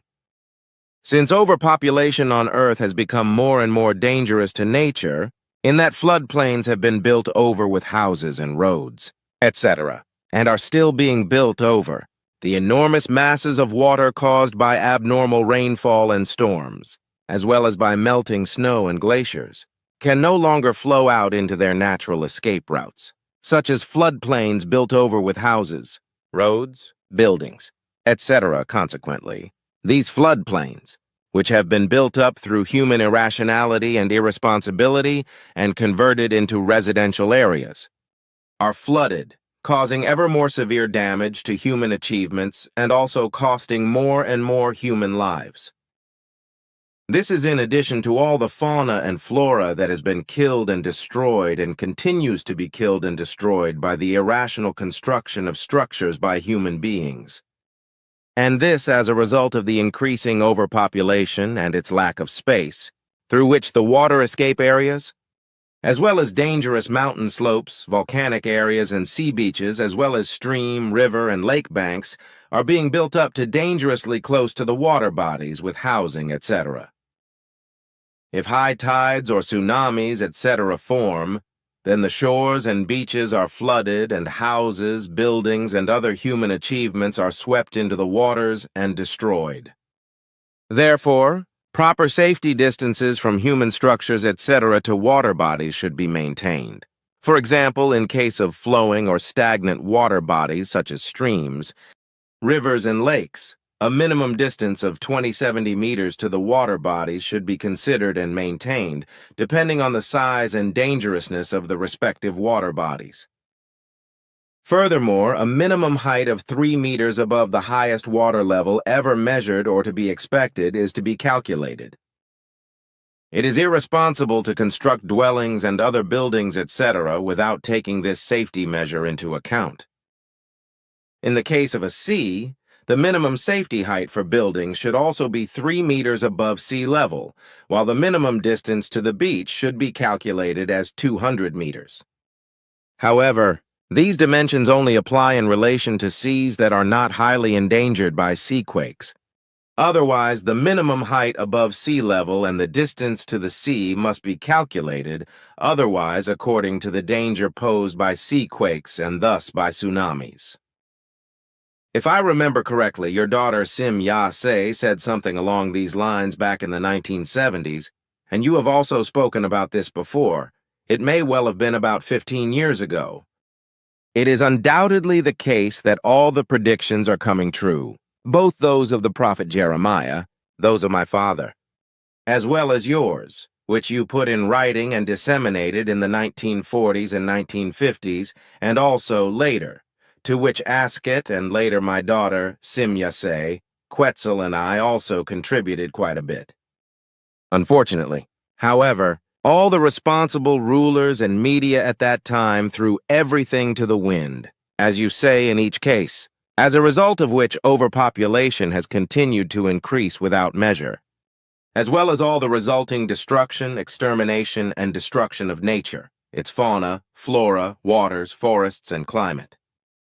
At that time, in the 1950s and 1960s, it would still have been possible to stop the outbreaks of all evils and thus also their effects to a large extent, and to regulate everything in such a way that all the destructive things that are happening today in all areas of nature, fauna, flora, waters, forests, and the climate could have been avoided.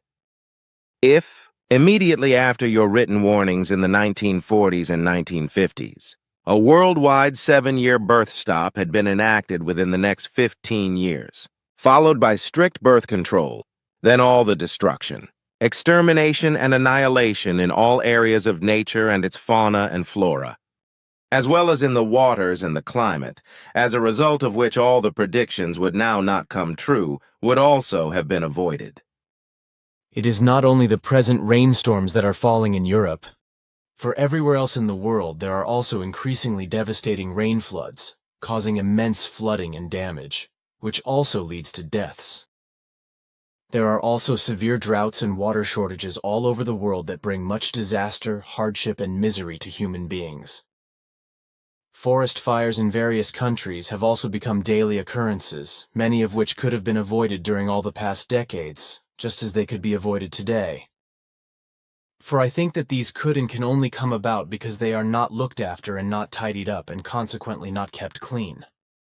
But the intelligence of many forest owners is not sufficient for this, which also includes states themselves, whereby various of these state and forest authorities are so stupid as to propagate that the forest should not be tidied up for the sake of nature conservation, etc. This is idiotic because the forests are not kept clean. This is idiotic because on the one hand, forests can only burn like blazes because a lot of scrawny undergrowth and fallen timber as well as processing wood covers the forest floors, which then allows everything to burn like blazes. On the other hand, however, it is the case that forest owners are too lazy and irresponsible to clean up the forests, even after felling, and the fact that their tidying work does not earn them any money also plays a role. But in their stupidity, they cannot think about the fact that they suffer a lot of damage in a forest fire, especially financially. Unfortunately, stupidity, laziness, and irresponsibility know no bounds.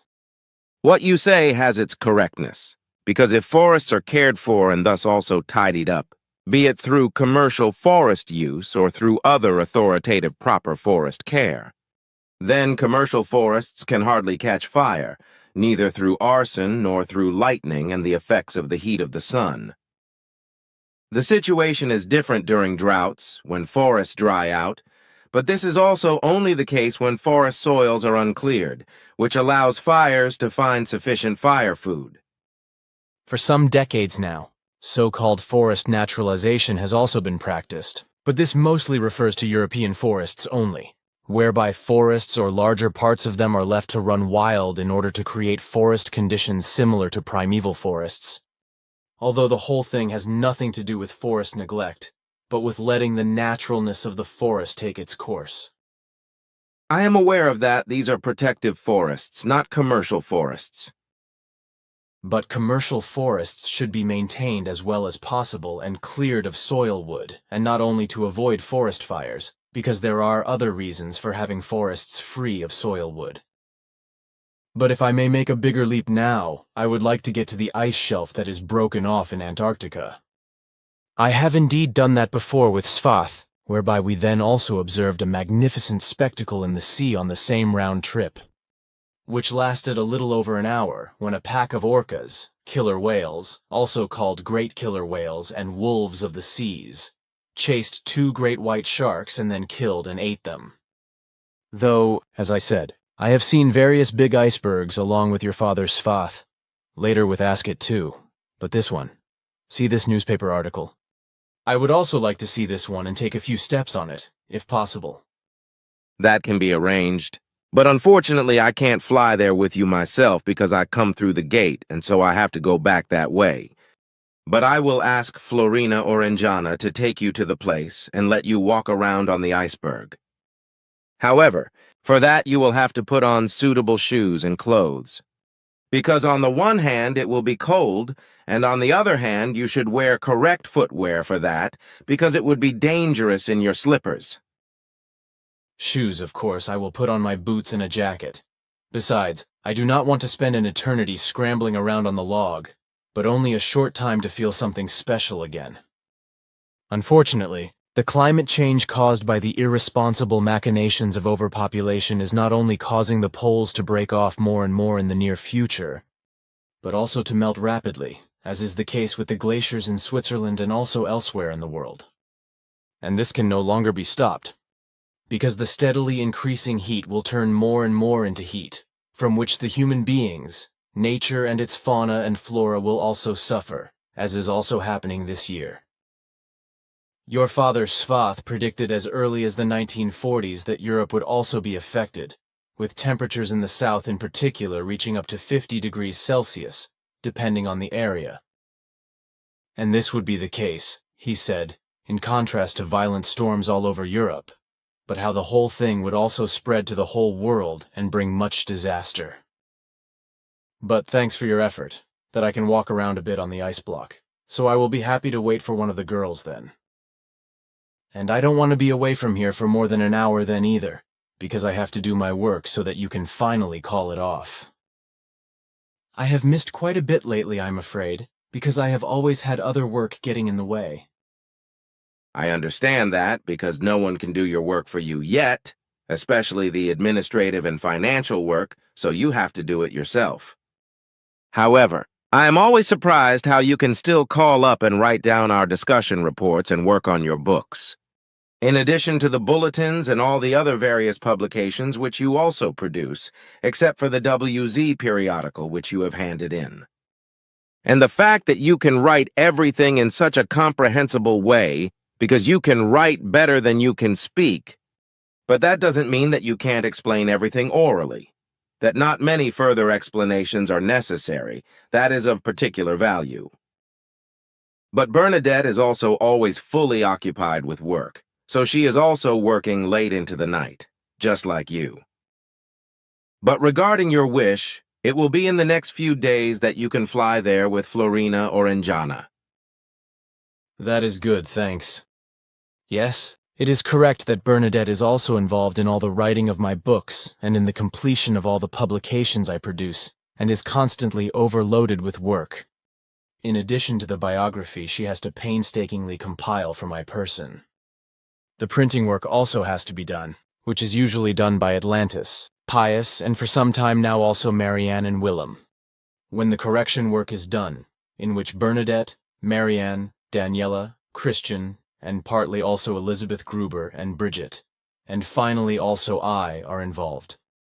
The house font Voice of Aquarius Time is produced by Daniela, with all core group members contributing articles, as some passive members have also been making an effort to contribute articles in this regard for some time. Evi compiles the contact report conversations when I have called up the conversations and written them down, just as she, together with Barbara, is also responsible for the bookkeeping. Evi is also responsible for the packing and dispatch of the periodicals, with all the core group members present helping with the packing. Piero, Michael, Ueli, Daniel, and Patrick manage the entire and quite extensive computer system. But apart from all these activities and duties, there is also housework and work in the grounds, garden, and forest, which, despite all the above-mentioned duties of the individuals, is done by everyone in addition. The women are responsible for the housework, Evi and Daniela for the garden, and the forest work is usually done by Jacobus and Christian, while for Andreas, as a carpenter, various types of work fall into his area. Erhard is generally responsible for permanent painting work, as is Cuneo, but they also do other work, while Madeline, due to her disability, can only work in the house, on Sundays, and selling books. Karen Wallen is responsible for the book and scripture stores, etc., while Karen Meier helps in the print shop and is also active in the household, as are all the women. So it is to be said that all core group members are involved and cooperate in everything, which makes everything work, because we have built up a good infrastructure, which is the underpinning of all our facilities of a material nature and our entire system of rules and regulations, and which favors and guarantees the functioning of our association economy based on the division of labor. It is therefore an infrastructure created by the FIGU Association which, if it is consistently followed and observed, guarantees the permanent existence of all FIGU goods and the permanent work, as well as the spread of the FIGU mission, and the permanent existence of the FIGU Association itself. This is all clear to me, while appreciating very much the tireless efforts of all, and expressing my deep thanks to all FIGU members for their cooperation also from my side. Thanks on behalf of all core group members, but also all passive members. I would also like to express my thanks to all core group and passive members who spend their free time and holidays to work at the center and help to keep everything running with their obligatory and solidary financial contributions. I would also like to have that said clearly once. Although I already said it, I echo what you said. Good, thanks. What we were talking about earlier regarding the heat and warmth, I wanted to mention that it will change from year to year, but it will also increase. In the center itself, however, you will notice rather less of the heat, because it is surrounded by trees, which you have arranged as Quetzal wisely recommended to you, and you have followed his advice. Because of the all-round forestation, a large part of the strong solar radiation is absorbed, which leads to the moderation of the heat because the foliage of the trees and the green plants absorb and process it. You can say that again, because we are actually noticing that too. Then I would like to come back to US President Trump because you said some time ago that you are still busy with clarifications regarding his election. There are no new findings so far that I could mention in relation to the election, although plans are secretly being made to drive Trump out of office. Namely, through his political enemies. A special court of inquiry will be convened before which he will be summoned to confront him with allegations of secret election machinations along with Russia, in the hope of removing him from office. They just will not give it a rest. Just like they will not give it a rest against Russia, which the anti-Russia US government is terrorizing with threats and sanctions and doing everything to ensure that there is discord between the US and Russia, which is also affecting the EU dictatorship, which is of the same anti-Russia mind. This is undoubtedly so. And the new sanctions that have already been decided will be followed by others that are already being concocted to try to force Russia down, which will fail, because the exact opposite will come about. The more the USA provokes, together with the EU dictatorship in ambush, the more the effective new strength of Russia will prove, which has become much more powerful, has undertaken a huge build-up and will also behave and defend itself in a new way against the warmongering machinations of the USA. Neither new embargoes and sanctions, nor threats from the entire West will make any impression on Russia, because it is fully aware of its new strength in every respect, which will cause the USA and the EU dictatorship in particular ever more and greater concern if they do not give up their hostility towards Russia and do not finally strive for peace. It does not sound like things are going to get any better in the next few years. That will indeed be the case, because U.S. hostility towards Russia will continue to be stirred up, even increasingly so, and also in connection with President Trump in such a way that he is to be dissuaded from his Russia-friendliness by means of lies, slander, and coercion. His election slogan, America First, is to be implemented by the anti-Trump and anti-Russia in such a way that America will emerge from all U.S. intrigues as the very first world power, and Russia will be completely sidelined to lead a powerless shadow existence. And this is to come about, among other things, by forcing Russia down, whereby certain powerful people in the U.S. government, in various offices and in secret services, who are hostile to Trump, Russia, and Putin, are secretly striving for and pursuing these effective plans, which is also expressed in relation to the Special Court of Inquiry, which will try to confront Trump with Russia-related election fraud machinations. However, this is not enough, because the anti-Russia machinations in the U.S. are fermenting worldwide and in all U.S. states, with the fermenting state in the U.S. population becoming more and more threatening, which is why large parts of the entire citizenry feel endangered, acquire weapons, and stock up on ammunition to go with them. Typical. I can only say, just typical for that part of the U.S. Americans that neither strives for peace with Russia and is precisely hostile to Russia, nor can desist from its world domination behavior and from playing world police, and also continues to practice the death penalty, which is nothing other than state-sanctioned murder, and thus also a dictatorial arbitrary act. I also understand that to be the case. It can't be otherwise.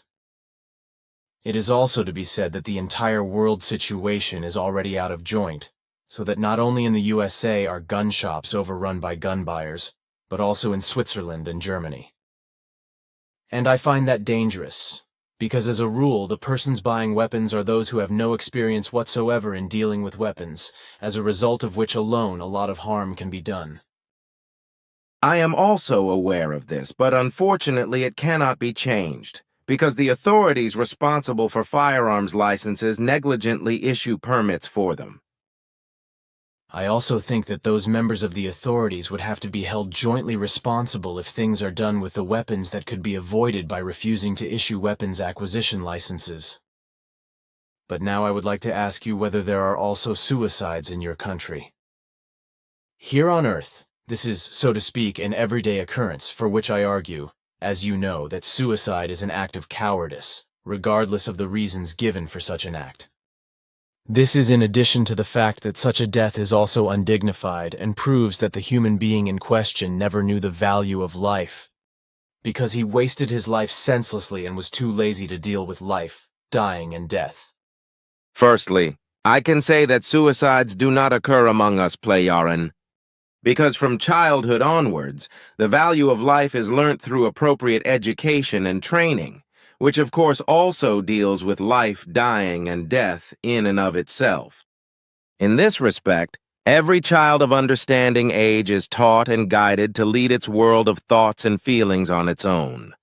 Initiative in such a way that during its lifetime it repeatedly recalls and considers everything that is necessary for life, death, and dying in order to always be aware of the whole. By understanding the whole matter of the value of life, death, and dying, everything that could lead to thoughts of self-dying or suicide is consciously left out.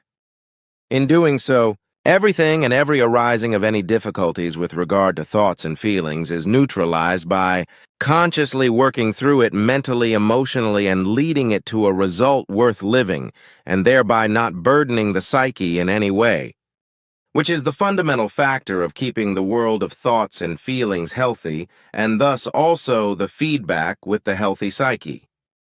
I see, because in this way the psyche cannot be damaged, which is demolished in suicidal persons, whether as a result of alcoholism, depression, drug or medication addiction, fear, lovesickness, pain, some failure or even anger, etc., which are given as reasons for suicide.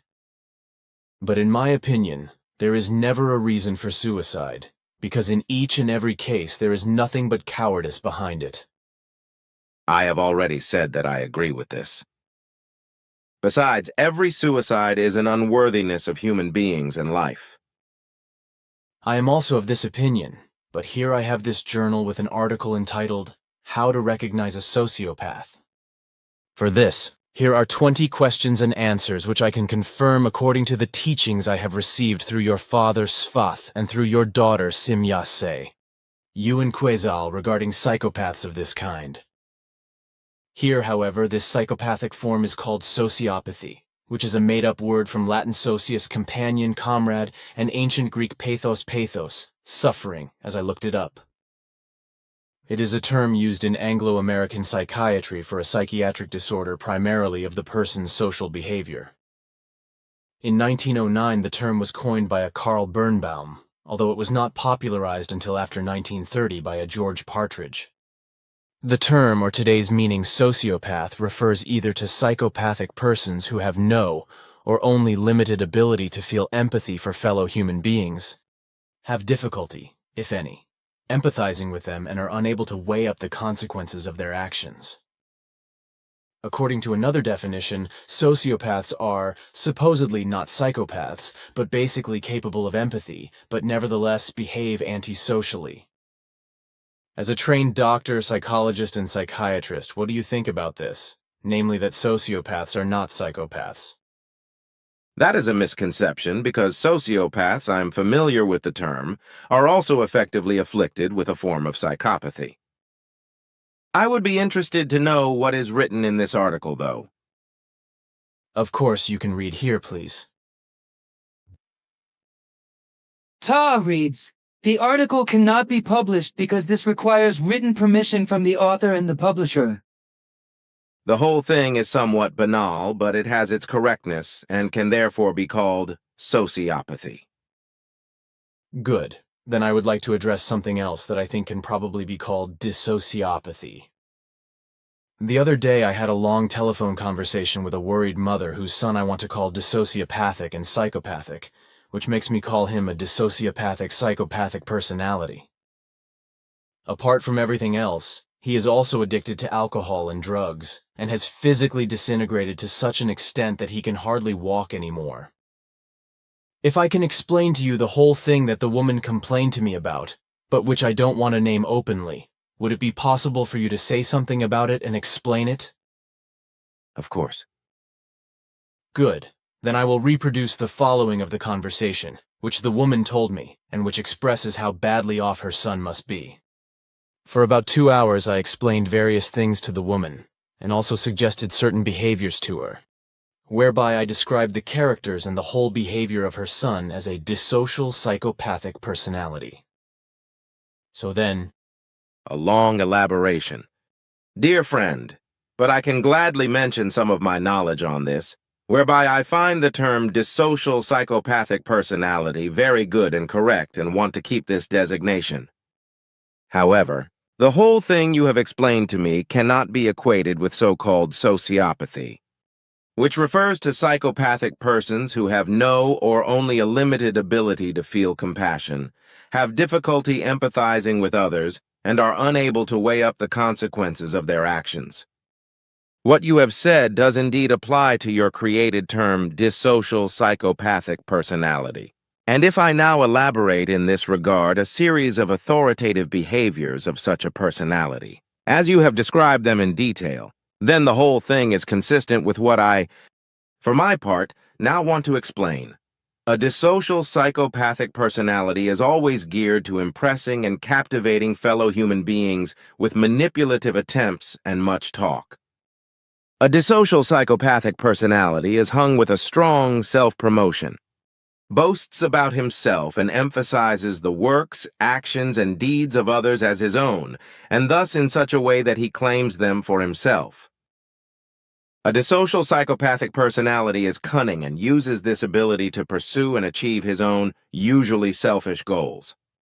A dissocial psychopathic personality has no empathy for human beings, nature and its fauna and flora, as a result of which it is also incapable of empathy, although it may be able to feign a certain empathy.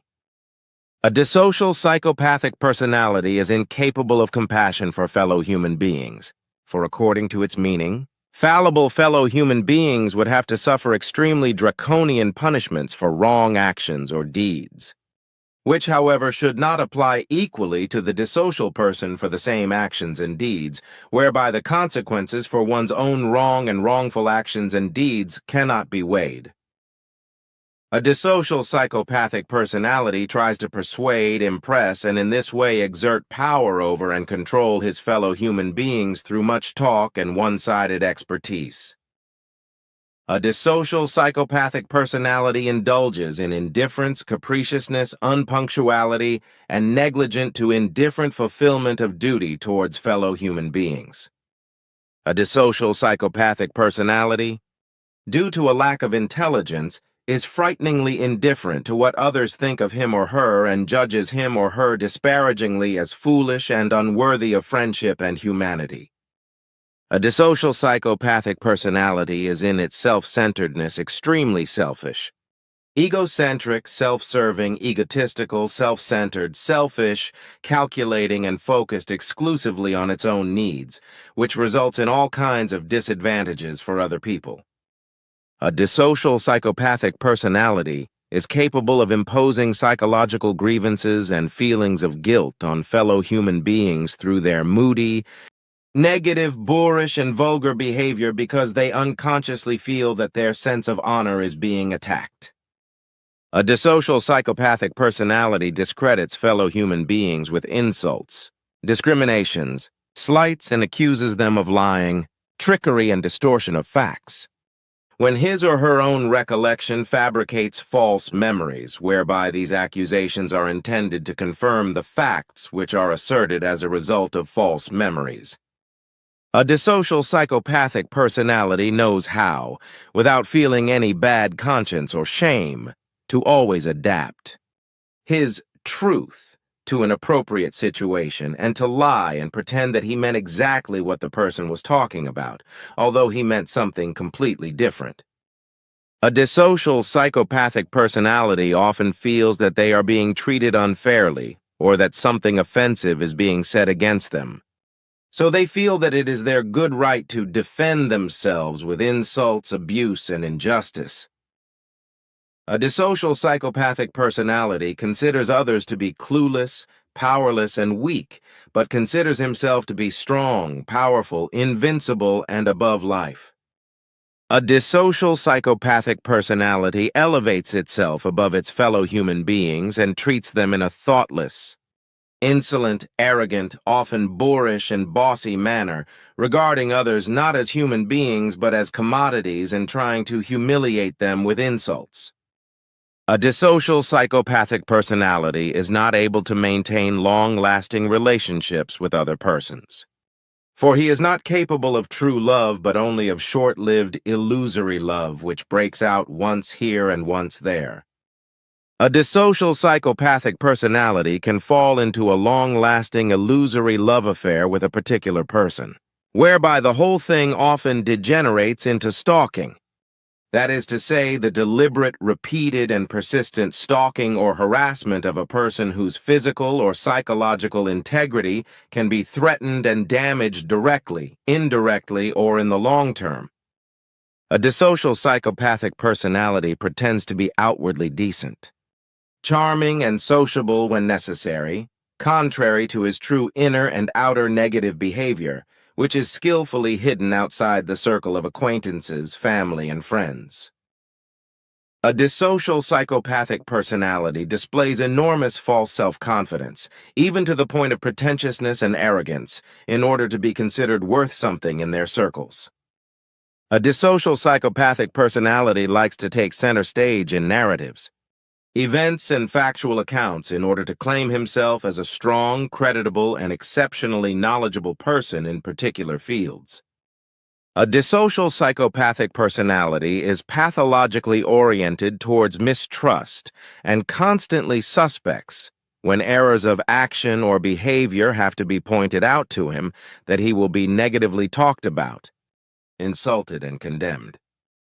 A dissocial psychopathic personality, despite weak intelligence, is capable but unwilling to perceive, recognize, or even think about negative consequences of their actions, speeches, deeds, and behavior, let alone remedy them, which can also lead to a complete failure of control in relation to one's own mastery, and from this, under certain circumstances, blindly killing fellow human beings. A dissocial psychopathic personality is absolutely capable, but equally absolutely unwilling, to take responsibility for his own speech, actions, deeds, and behavior because he surrenders to a stupidly impudent and primitive grandeur and lives under the delusion that he can cope with life and existence in his primitive way without any trouble.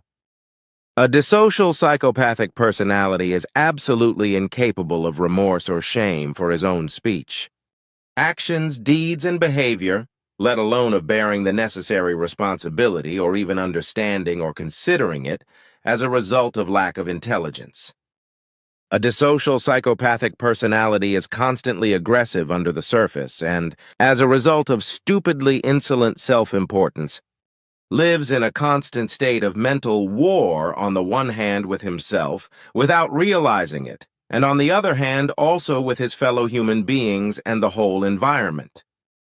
A dissocial psychopathic personality is of the mistaken belief that he or she is the best, most powerful and strongest. Consequently, he or she also orients his or her entire behavior according to this delusion, and accordingly appears to be completely objectionable. A dissocial psychopathic personality does not respect any life that is not worth anything in its own opinion and sense. For in its profound self-importance, primitive self-righteousness, and arrogance, it regards everything as unworthy of life that is not of its primitive form. A dissocial psychopathic personality knows neither modesty nor simplicity, listens to no sound advice, and behaves like a degenerate animal at every possible opportunity. A dissocial psychopathic personality is not worthy of trust, for their interactions are so unpredictable that even the best acquaintance is broken by degeneracy and abusive behavior. And consequently, no true friendship can ever be formed. And as a rule, a dissocial person remains alone in himself and is exploited by other human beings who disregard him. A dissocial psychopathic personality is always focused on self-protective behavior, as well as on his own needs, opinions and ideas, etc., so that in this respect he cannot recognize the self-protective behavior, needs, etc. of his fellow human beings, nor can he assist them in this respect. A dissocial psychopathic personality is in any case also more or less psychopathic, as a result of which he is inclined not only to aggression, but also to hatred and stubbornness, and also to irascibility. A dissocial psychopathic personality does not know honest openness with regard to social coexistence, for he does not fit into a healthy family life, nor into other communities of human connections. A dissocial psychopathic personality twists the words of others, especially in relation to false memories, which are distorted and imagined because the memory is weakened, and this produces false memories, whether in relation to certain things observed, heard, said, done, or situations. Such a dissocial personality is quick to accuse those around him of misrepresenting old events, facts, incidents, etc. But in doing so, he is imputing to them his own false memory and behavior in this respect, which is severely lacking. A long list, thanks. But when I consider these stated points, what about this? How many of these points does a human being have to exhibit in order to be classified with certainty as a dissocial psychopath? Even if only 3 of my points apply to a human being, he can be classified with absolute clarity and certainty as a dissocial psychopathic personality without any doubt. In such a case, it is appropriate for persons in the vicinity of such human beings who display their behavior in this way to deal with them correctly in order to protect themselves from them. The most important rule is not to have contact with such persons, but to stay away from them. If this is not possible, the dissocial psychopathic person must be led to believe that his words will be believed, even if his statements and words have been seen through, because this avoids aggression, verbal degenerations, as well as physical violence, quarrels, and hatred. In the case of a dissocial psychopathic person, effective openness is not appropriate but dangerous, since only a person who is psychologically trained on the one hand and fearless and strong enough on the other hand to be able to resist such a person can afford it. If you have to work or live with a dissocial psychopathic personality for work or any other reason, it is a great advantage to take a good psychological course, because this makes it easier to recognize the typical deformities of such a person and to react to them in a more self-protective way. Thanks for your comments. Then I want to say the additional thing that I forgot in my last statement about insects, because I also wanted to explain that I found an article in a magazine that said that it was calculated that spiders are the largest carnivores on Earth. It was zoologists from the University of Basel and Lund University who found out that spiders eat about 800 million tons of prey organisms worldwide per year. This while the whole of humanity brings its annual meat consumption to only 400 million tons of fish and meat. Spiders normally feed mainly on insects that occur in the geosphere, that is to say in the entire area of the Earth's solid body and its gaseous envelope or atmosphere extending to the exosphere. The magazine also explained that the spiders arachnida are a class of arthropods and, together with the horseshoe crabs, form the subphylum of the jawed crabs Chelicerata. The spiders also include the web spiders, as well as weaver crabs, scorpions, pseudoscorpions, and mites, including ticks. I also read some books and learned a lot about spiders, which seemed important to me, because I now know that there are about 45,000 species of spiders worldwide, which according to calculations weigh about 25 million tons and are effectively not insects. Although some are also poisonous, but use their venom to paralyze their prey, while other poisonous spiders usually not in Europe, are also dangerous to human beings. Spiders are extremely important creatures for the ecological balance.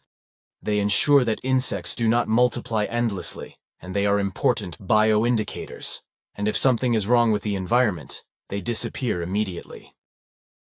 Spiders are extremely useful life forms because they eat a tremendous number of pests, as is well known, also annoying mosquitoes and flies.